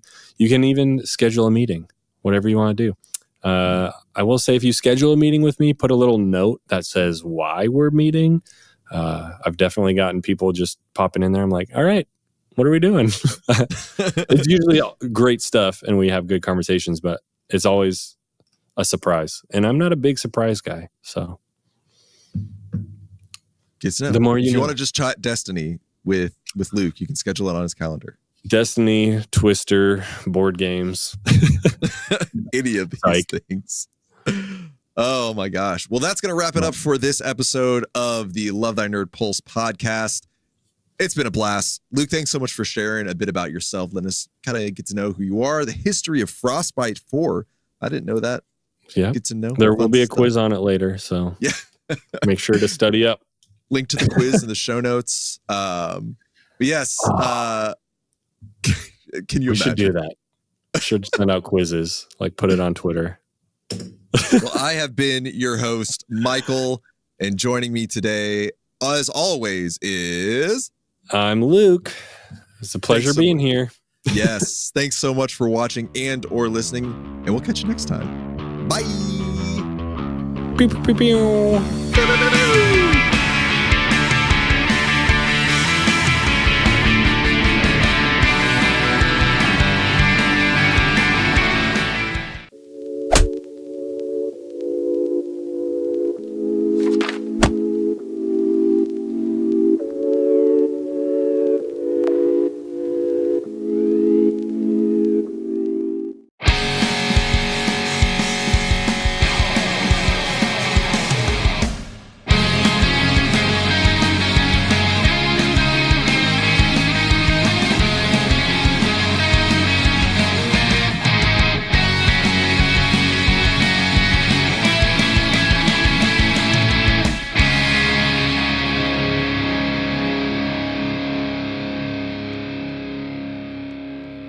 Hello and welcome to the Love Thy Nerd Pulse podcast, a show where we have conversations with LTN staff, missionaries, high-level volunteers, all in order to dig into and discover what we are reading, watching, playing, and experiencing in nerd culture.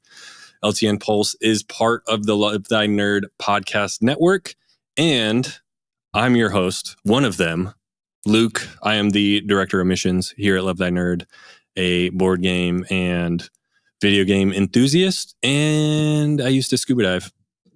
And I'm joined, I'm joined by me. I'm Michael. I am a podcast producer, Twitch streamer, and former longboarder, much like our other host, which we just found out before this call. Said that too. Yeah, it's okay. We should have saved it for the next one. We'll save it. We'll do it in the next one anyway. We'll bring it up again. Yeah, you got to listen to the next one. And we are joined tonight by our special guest. Take it away. Hi, I'm Brian. I am LTN's community manager.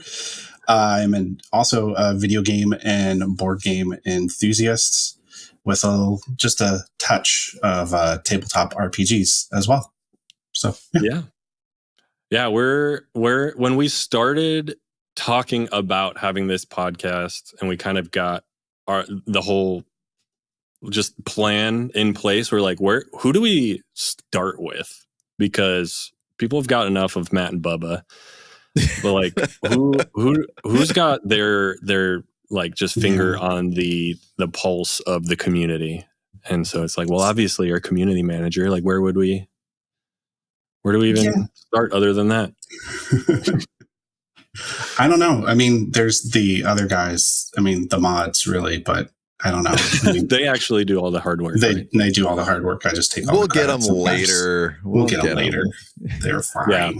We're working our way through, but we did definitely want to start with, like, I mean, this is kind of a podcast for the community. Like, we wanted to include them. Like, this is a big part of why I got so invested in LTN early on, is just like, because I got to learn about the people, behind the I don't know, the curtain, not curtain, but just behind LTN, like what made it happen. And so on the other side of the screen really is what it was, like, no, I agree. Like those Matt and Bubba in the morning and free play, and even like the odd stuff that Chris would do with Ryan from time to time, like the fast food, the S tier fast foods that they would do. And I'm like, this is the type of content where they're producing.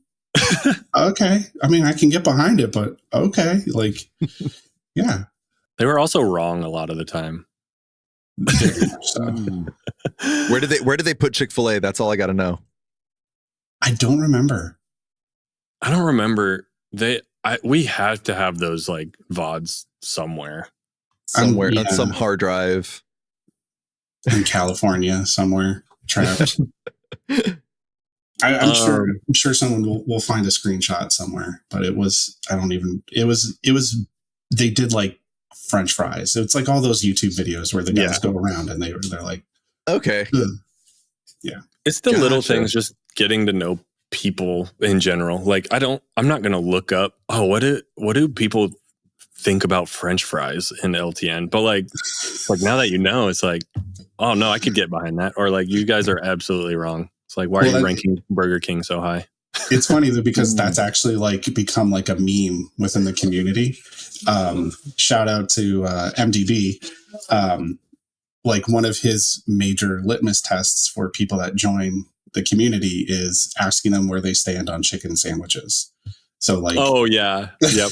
Well, MDB is a big chicken sandwich guy, so. Right? But it's because I don't want to say it's because of that, but that's kind of sets the tone for our community as well too. That we're food centric, but we're also we're not food centric, but we're nerds. Yeah. We just like to talk and about anything really, I guess. Well, speaking of chicken sandwiches, how did you end up where you're at within LTN? I have been an active member of LTN. I want to say probably around right before the pandemic. I was just in the community. And then when everything kind of shut down, I was looking for some connections, and I connected with some really cool people. We just started talking. I think the major pivot point was like Xbox purchase day, like Xbox One X purchase day, and PlayStation 5 purchase day, where like everyone was like refresh all day.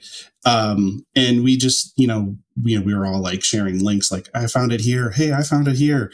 And it was a cool experience to like be genuine with people about it and be excited and have a good time. And I just really started hanging out more, hung out with the Among Us crew that kind of formed up from it. And a couple of them about 6 months ago, the community management position kind of opened up, and Bubba and Matt reached out, and I expressed interest in it. and I've been kind of running with it. I've been managing our Discord space and our Facebook space, trying to find ways to just kind of keep people talking, find interests of people that they want to talk about, and really just trying to create programs or create events that can connect with other people. So yeah.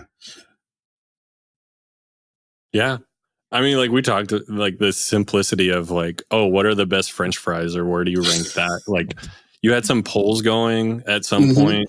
We discussions. Everyone loves talking about what they love, whether it's anime or RPGs, video games. Like, people love to answer questions is really what it is. Like, you ask them a question like, hey, what's this? And they'll be like, oh, you've never heard of this before? Well, let me just, that. I try to give people that space, or I want to give people that space to just talk and be themselves and feel safe, really. Like, it's a community that I wish I was a part of long before, like that's what I want to create. And I want to keep it going or try to keep it going for the next group coming in, the next group of people that discover Discord or Facebook, if Facebook is still around. And there's, like, it's just interesting because, like, it's, like I said, it's what's that next big thing? Is it going to be Reddit? Is it going to be VR? Is it going to be something like, is Discord it? Like, it really is. It's an interesting community, and it's a great time to just kind of be a part of it. And yeah. It's been awesome to see, for sure. And like, it's definitely taken off. If you guys are looking for that same community, like, hop in. We've got a corner of the Discord for everyone. We've got Facebook's chaos. If you like memes, let's go post your memes over there. But no, that's super cool. Like, I remember when you first started, I was like, who's this guy? Just because I'm so wrapped up in missions sometimes I don't realize what's going on. But Bubba said it earlier today. He's like, I love it when I don't know what's going on. And like, I don't have to care. It was not the proper choice of words. It's like, oh, I'm glad I don't care about the community. That's not it. No, but he said something. No. It was effectively, I don't have to care about the community, and everyone's like, excuse me. Yeah. Well, cool. No, thanks for all you do. Like, that stuff's ramping up, and we're definitely seeing that, like, just blooming for sure. So, like I said, hop in the Discord, lovethynerd.com/Discord if you're listening to this and not already in there. But speaking of just talking about stuff that we love, that you love, what have you been reading, watching, playing, experiencing? Let's start with watching. Oh yeah. I'm kind of on the better late than never train right now. And my wife and I are watching Young Sheldon together. We were big fans of The Big Bang Theory, and it was just kind of ironic. We were both like looking at our phones one day, and our social media feeds were just feeding us like all these like clips of Young Sheldon, and we were like, maybe we should watch this. And ironically, like, I think like the night that you, Luke, you reached out to me about this, there was an episode about how Sheldon's mom was just having this time, and Sheldon, who's this big, prolific, I don't believe in God, I'm a man of science type thing, he sits down and he says something, and I wish I had it ready and to pull up, but he like said something to the effect of like, it'd be a waste for it to not have a creator behind it. And I was just like, whoa, like sometimes, you get those things like hit you in the face, and that was a part of Young Sheldon for me, really. Yeah, I haven't seen it, but I've seen clips, and I want to say I've seen that clip like on TikTok or something. Mm-hmm. But there's a couple. I think there's a couple of scenes like that where his mom's like, you know, it's like you should. I want you to come to church with me and stuff like that. He's like, I'll go, but not because I believe in God. It's because I believe in you, or I love you, or something like that. Yeah, I love you, and it makes you happy. Is what he says all the time. And I was like, that's cute. And I'm like, but it's also like, it's just the dichotomy that they have though too. So, were you a Big Bang Theory fan? Sadly, yes.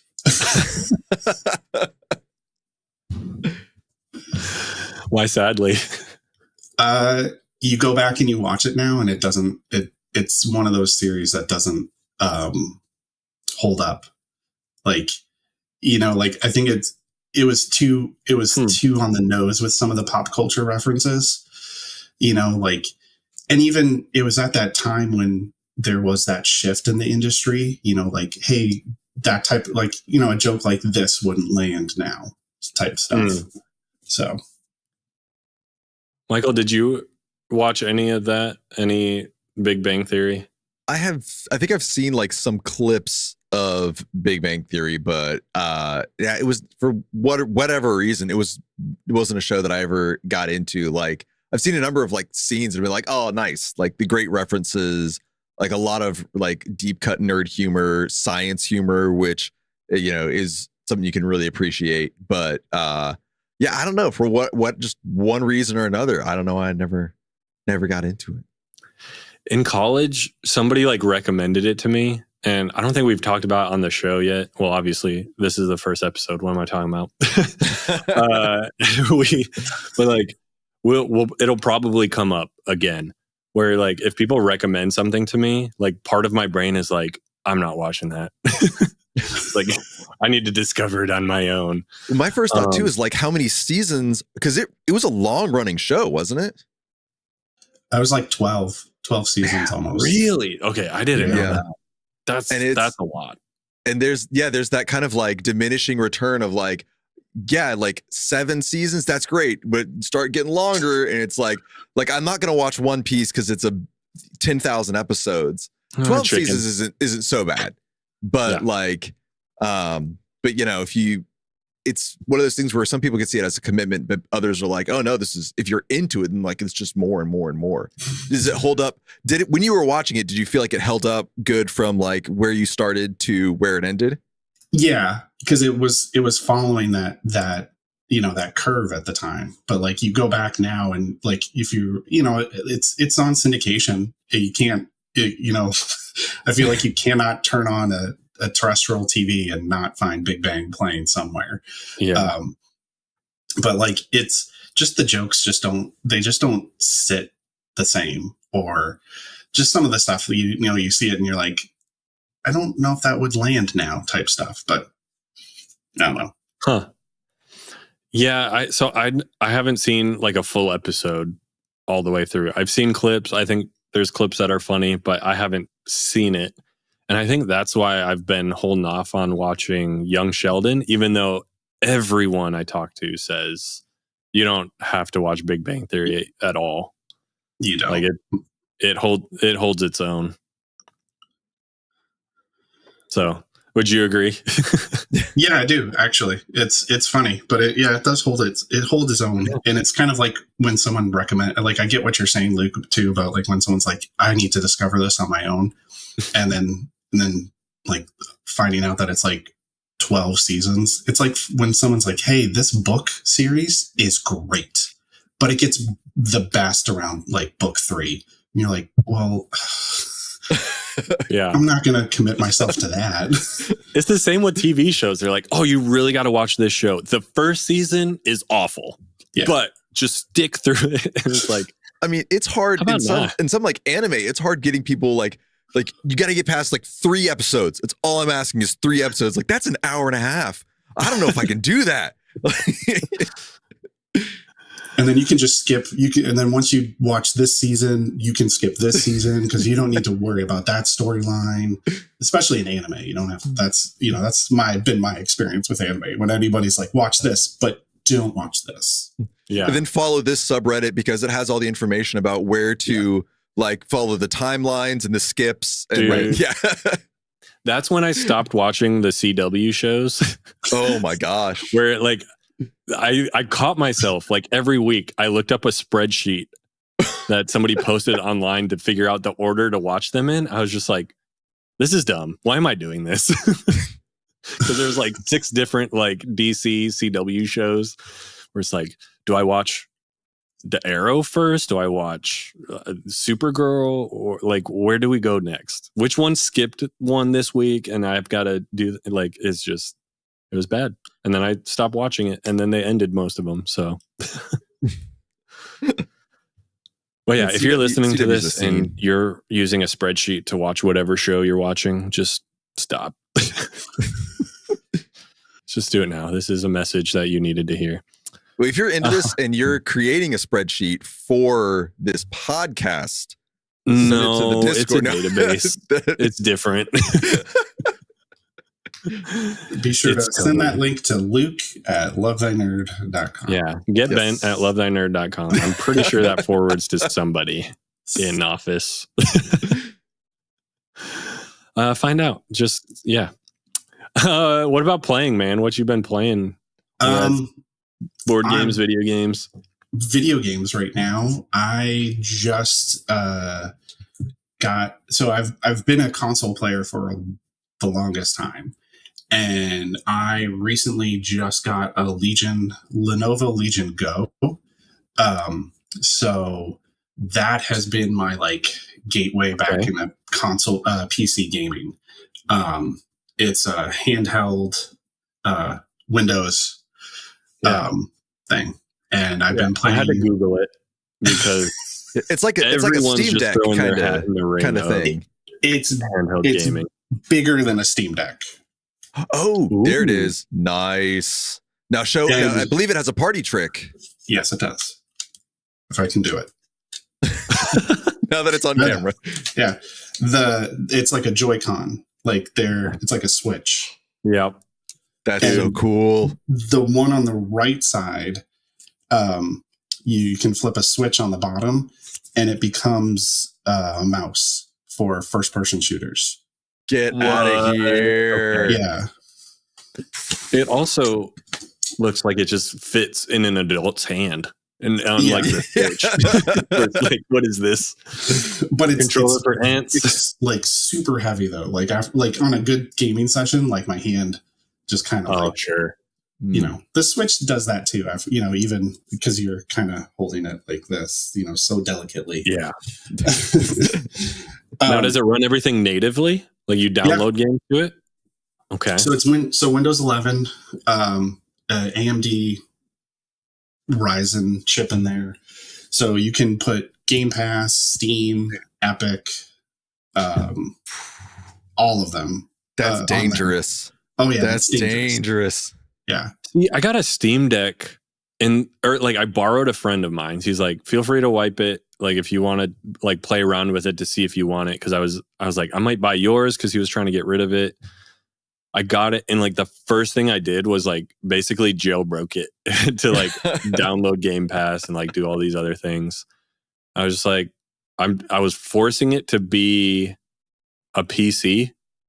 And I was like, I just need a gaming laptop. But if you can run Xbox Game Pass on that natively, like that's what's up. Yeah. So Game Pass is on right now. What you can then do too, it's got USB-C on the top and on the bottom. You can get like a little hub up to a monitor, an actual physical keyboard, mouse, and it has a kickstand too. So like yes. It's an investment. It's not like a Steam Deck or the other ones out there, but it's like I was fortunate enough with where my day employer, not LTN, so hashtag not a sponsor. I was fortunate enough that my employer, we were selected for like a customer appreciation from one of our vendors, and this was like on the cart, and I was like, yes, let's go. Yeah. So yeah, I've been playing that. Anything in specific that you've been digging on the go? I got God of War in the Steam sale, the first God of War that was on the PS4. So I've been really enjoying playing that without being interrupted. When you have children, as you know, I have 2 children, and it's hard to play and not be interrupted. So when I know everyone's asleep, I can have this and, still be, at least sitting on the couch with my wife and not utilizing the TV and having her being bored watching me play a game. And then like some of the indie games, I've really been enjoying some of the silly indie games out there. There's one called Cook, Serve, Delicious. It's a trilogy of games. On a laptop, it is like a typing simulator. Like you have to go through these motions and on console, and if you play with a controller, it's a rhythm game. It's like Hi-Fi Rush in a little bit, like that experience you got from Hi-Fi Rush, but it's about it's like Cooking Mama and Overcooked all together with this rhythm game aspect. So it's silly and it's fun, and it's just a good waste of a half an hour, and you're like, oh, the half hour's gone. Maybe more. But yeah, I've been just enjoying playing that, and just like Game Pass is like, it's like on console, you're like, that's a lot of games, but one on the PC, you're like, oh, there's so I didn't know that was there. And now as of recording, the PC Game Pass is less expensive than console Game Pass, or is about to be less expensive, which is crazy. But it's still at like whatever $11 or $12, a steal of a deal if you're playing games consistently on your device. And you're gonna get all the ABK stuff when it comes out, all the Activision Blizzard King stuff. Yeah, so. It's off the rails, like in a good way. You got EA games in there. You've got the Blizzard games coming. The new Black Ops is like dropping day one, like on Game Pass. It's like I haven't played a Call of Duty game like seriously since probably Black Ops 2. And Black Ops 6 is dropping. So I'll play it. They got zombies. It's free. Yeah, zombie mode is dope. Yeah. So do you feel like the Go handles like the bigger titles pretty well as well as like the indie games? Any drawbacks to it so far? Battery, really. You have to you either have to be tethered to the wall, like if you're going to play like a session of Red Dead Redemption. Oh yeah. Enjoy your 3 minutes.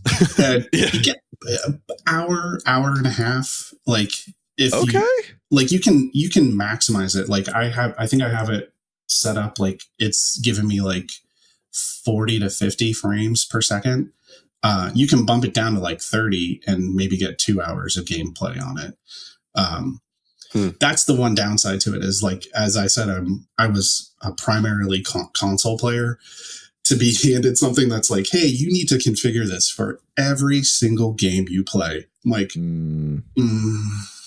okay.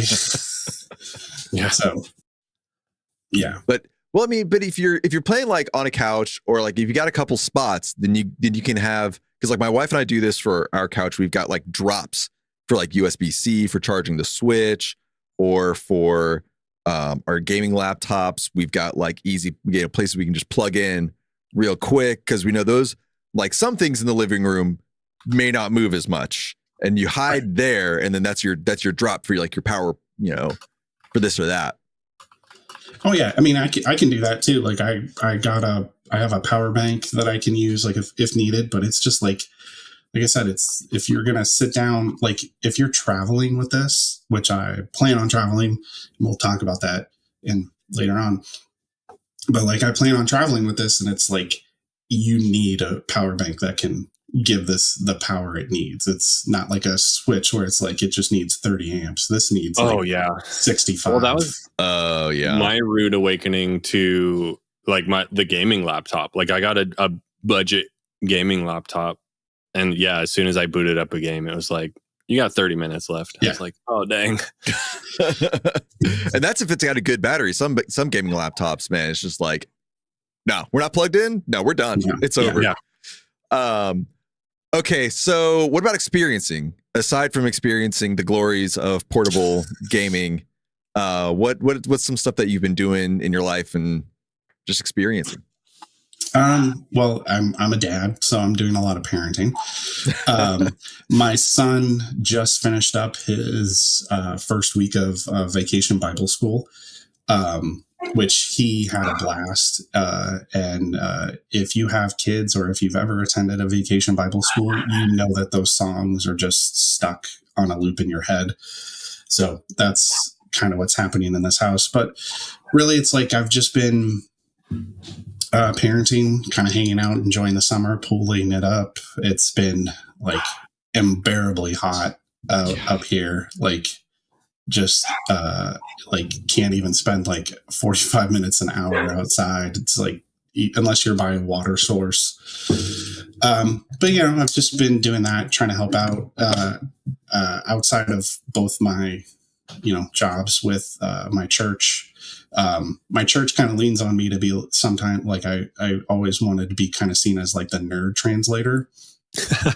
You know, like I go to church wearing, you know, going to church wearing a t-shirt that's very specific to like either Critical Role or like a very niche video game stuff. And like, you know, teenagers will kind of be like, hey, they're like, yeah, hey, you know, it's cool to be, you know, it's not, I'm like, it's cool to be a nerd. No. Yeah, it's super cool. It's super cool. Everybody my age does it. No.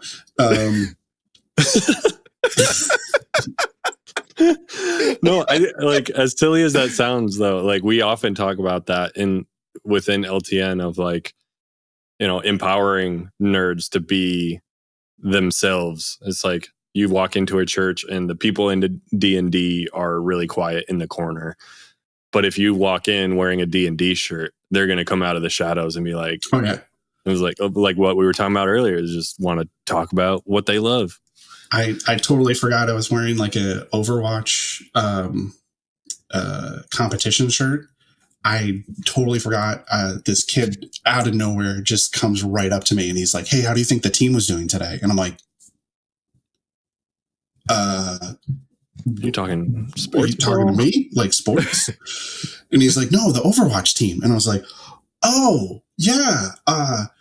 I totally didn't even know that there was a match going on. Like, and I just like started having a conversation with him, and he was like, he's like, what's your main? Like, I'm a Lucio main. Like, who do you main as? And it just kept going and going. And I was like, well, dude, it was like nice talking to you. And like, and he was like, yeah, I got to go back and find my mom. Like, nice.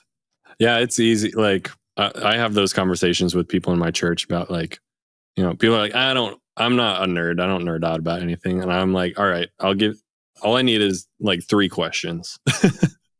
And we'll more often than not find something. At the time, it was like the latest Marvel TV series on Disney Plus. So yeah, easy. Yeah. I wear a ton of nerd shirts. Well, cool. Like, thanks for sharing that stuff. This, like I said, we want to dive in. We want to know what's going on. Like, and now I need to go watch Young Sheldon, I think. But let's talk about LTN for a little bit. What's happening now? Like, what's going on? Like, specifically in the community. Like, what's coming up? What's going on? It's summer right now, so obviously it's a time for a lot of people to either unplug and unwind and just kind of enjoy life. But we're also doing a couple of different things.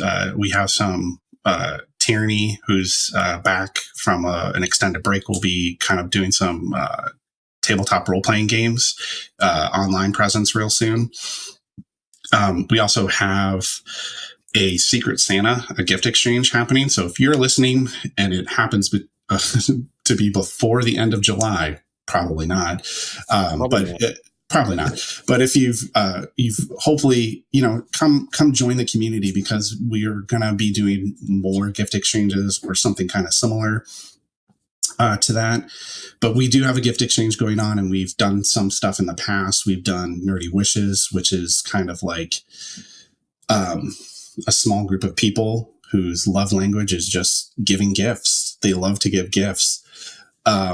So it's really kind of something that we try to not capitalize on, but give avenues for people to express their gratitude for others in different ways. But we have a lot of stuff going on. Our Facebook community is, like, as Luke mentioned, a great meme dumping ground, or even a meme finder. All family safe, all kind of great to kind of just browse and everything else. But we have a lot of great content coming up. It's I want to say, like, the community is just, it's like a coffee shop, like there's people hanging out doing work all day and just looking for people to, say hi to, or just take a break from their actual 9 to 5, like me. And then there's others that are just like, hey, like, I saw this and I wanted to share it with you guys. And we have, little tucked away corners in the back to talk spoilers and not feel like anyone else is going to see that stuff. So, come check it out. We're really proud of our community that we've created, and hope everyone gets a chance to be a part of it, if you're listening and haven't been a part of it already. So. Yeah, I was going to say too, if you wanted to join in on some gift exchanges and the Nerdy Wish type things, come back in December. I'm sure we'll be doing that. If I may, like, as kind of an outsider or somebody like new-ish in LTN world, I've been aware of Love Thy Nerd for a little over a year, and joined the Discord sometime last year. I'm bad at Discord, or like being active in Discord, so that's why I'm not around a whole lot. But I just want to be honest with people who are listening, who are part of the community or thinking about joining the community. As a person who's like, I'm involved in the LTN now, but like semi outsider view, it is like a fantastic Discord community, and everything that you're talking about is dead on. Like, all of different nooks and niches are there. There's a great Bible study that goes on. The co-working vibe is solid. That was one of my favorite things when I first joined on. I was like, I can kind of just like hang out here, and people are talking, and I don't really have to be a part of it, but I can chime in when I want to. The memes are great. Like, the community vibe is strong there, and your input can be whatever it wants to be. Like, you don't have to be mega plugged in, popping off every day, but like, there's all the different spots where you can find your vibe and what you're into. And like, I mean, props to y'all for making that a reality, because that's not the case in a lot of other Discords have all the channels and stuff, but like, a place where it's happening is the LTN Discord, for real. Like, I'm not just saying it because I'm on the podcast. Like, I mean it for y'all, and I want to give props to you for making that a reality. Thanks. I mean, that's I mean, for someone as an outsider, that's great to hear that, you've found a place. Like, I'm constantly trying to look at it from somebody that just joined. Like, are we too over? Because when I joined, the memes that I got hit in the face with, it's active. It's active. It was very active, when COVID and everyone was locked in, like, because everyone just wanted to talk and be heard. But like, and now it's, it's a lot tamer. And like you said, it's other Discord channels, like, people just like are waiting to like pounce on anybody. Like, if they say one wrong thing, just being like, that's wrong. Mm-hmm. Get out. Like, well, actually, a whole bunch of lady, a whole bunch of that kind of happening. But no, it's definitely it's a good mix. Like, we've got everyone is very kind. We've got a good welcome team. We've got good conversation starters. So if you want to be a part of that too, and be kind of like a part of that, not just like hop in and share memes, but like, no, I would love to cultivate some conversations and ask questions and be a part of the welcome team or the mod team. Like, hop in, get involved, and then like, and it's a great place too to learn about what Luke does all day with his missions. We've now kind of opened up the general missions chat to everybody. And if you had questions, like, the missions, when I remember when the first time I was like, I was going to do something with LTN and I was going to do a missions, I was like, who do I talk to about this? Like I just sent an email and I think Chris at the time responded back, and then he partnered me up with April and name drops. If you're a member, you know these people. If you know, you know.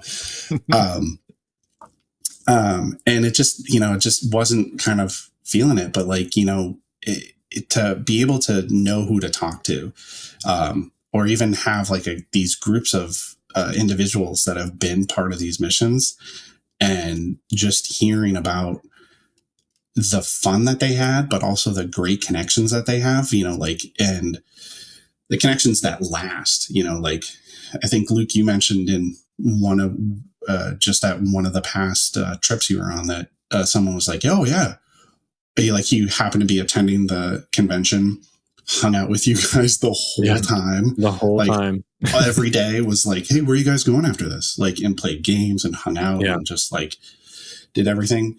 And then he jumped in the Discord like that following week. And I think he's like, might be hooking up and wants to try and do another missions with us. And that's awesome. Yeah. Like, that's what it's about. Like, it's finding that place where you belong, to sound cheesy. Yeah, no, for sure. It's definitely a good spot. We could talk about it all day. Oh, yeah. And we will in the Discord, so join us over there. One last thing before we like wrap this up. In September, because this should come out before September in theory. What's happening in September? The LTN staff, you, me, Bubba, Matt, everybody, is attending a Strong Tower convention in Minnesota. Crazy Wisconsin. See, Wisconsin. It's in the Milwaukee area, Waukesha, I believe. Yeah. Waukesha, Wisconsin. Milwaukee. And this is a former convention that Luke and everyone else helped out in the past, right? You've helped out there? Right. I think we've been there. It's at least been 2 years. I think this will be the third year that we're there. Maybe fourth. I don't remember. Yeah, in the past, we've done LTN cons, kind of like a place for everyone in the community to kind of, central place for everyone to kind of meet. We're doing it at Strong Tower this year. We're going to see how that goes. And if it, doesn't pan out, we'll figure out something else maybe, or do something different. But like, it's going to be a great time because I've only met Luke digitally. I've met Bubba digitally, Matt, everyone digitally. I'm all the way up here in the Northeast. They're kind of Midwest. So it's going to be all of us in one place. So if you can come, please consider joining, or check it out. Just consider even going to Strong Tower Con future events, because I'm excited. I haven't been to a convention for about 2 years now. So, yeah. Yeah, it's going to be a great place to just meet up with people in person. Like we've been talking about the digital community, and it's great, but like it's something else. It just hits different when it's like you get to meet up with all your digital friends. Oh, you are a real person and play games. And I'm still not convinced that Luke is a real person. It could all just be digital. AI's getting really good, so I don't know. It's true. He's the best AI I've ever seen in my life. Yeah, it's it's we lean in on the beard. That's what distracts everyone. It's like everything else is mid, but like people are like, oh, the beard, it's distracting. This looks real. For sure. Well, dude, thanks for sharing what you're reading, watching, playing, experiencing. Like I always love hearing that. And then what's going on in the LTN community. Excited to see what's next. Like, this is what's going on now. But I can't wait to see what you got up your sleeve. I'm sure it's something that you haven't mentioned yet. I come up with different ideas all the time, and I try to blue sky them out as much as I can. So hopefully we come I've up got with a something great. scrap piece of paper that I just like jot things down, and then sometimes I lose it, and sometimes I don't. Y'all aren't just post-it notes everywhere. That's my thing. I write something down, and I stick it. Post-it note, post-it note, post-it note, post-it note, post-it note, and hopefully it stays where I need to see it. Yeah, that was me for a while, but ADHD just get those in my way. Yeah. Now we have Notion. Yes. It's very handy. Now I just make a new page on Notion, and then I lose those. Like, forget about it. A bunch of digital sticky notes. Yes. But anyway, like I said, dude, thanks for being a part of this. Thanks for just hopping in on the pilot episode of the LTN Pulse. Where can we find you outside the Discord? Anywhere special? I am pretty much everywhere as Caffeine 247. That's CAFFINE 247. That's Xbox, PlayStation, Instagram, Discord, and on Facebook. If you really must know, it's Brian Neidhardt. But that's where you can find me. I don't post a whole lot on most of the social media channels, but if you do find me, draw me a follow, and we'll, connect and talk about LTN stuff if you really want. So yeah. Awesome. Thanks, dude. I will. Thanks for having me. I gotta make sure I'm following you in all the places. I was all about name branding before name branding was a thing. Yes. You nailed it too with Caffeine 24/7. Like, there's a lot of people that want that name now. 13 years old, and I thought I knew how to spell caffeine. Oh, fantastic. Well, listeners, thanks so much for joining us here while we explore what's happening in nerd culture or missions, as well as what we're reading, watching, and experiencing here in nerd culture. You've heard it all episode, and I'm going to say it again. If you want to hang out, the place to be is lovethynerd.com/Discord. Really, anywhere on the lovethynerd.com website, you can find anything you want to know about the organization. It's very well laid out. It's if you think about where the Discord is, it's in lovethynerd.com/Discord. Want to know about missions? Lovethynerd.com/missions. Did I get that right, Luke? I feel like I got that right. Yeah. It's so well laid out. It's great. And as we mentioned, the Facebook community is there at lovethynerd.com/Facebook. What? It's that easy? It's that easy. And if you like what you heard here, give us a subscribe. This is the first episode. We've got more to come. Hopefully we do. We do. We're on Spotify, Apple Podcasts, wherever you get your podcasts. On YouTube, if you're watching it, that's obviously where we are there. Leave us a comment. Let us know what you thought about the first episode. We want to hear. Click the thumbs up. All the good fun stuff. Hopefully, I think we're going to be on the GLU network, God Loves You network, found on Roku devices, the Roku apps. We're hoping for it. We're quote unquote manifesting it into reality right here as I'm saying it. But Luke, if they want to partner with LTN, let them know where to hit you. Exactly what you were saying earlier. lovethynerd.com/partner. Go check that out. It's a great ministry. It's a great organization to partner with. If you want to know anything about that, hit up myself, hit up Brian, hit up any of the staff you find in the Discord. Again, we're just going to drive Discord home. But check it out. If you want to, like I said, if you want to get more involved on like a volunteer level, again, hop in.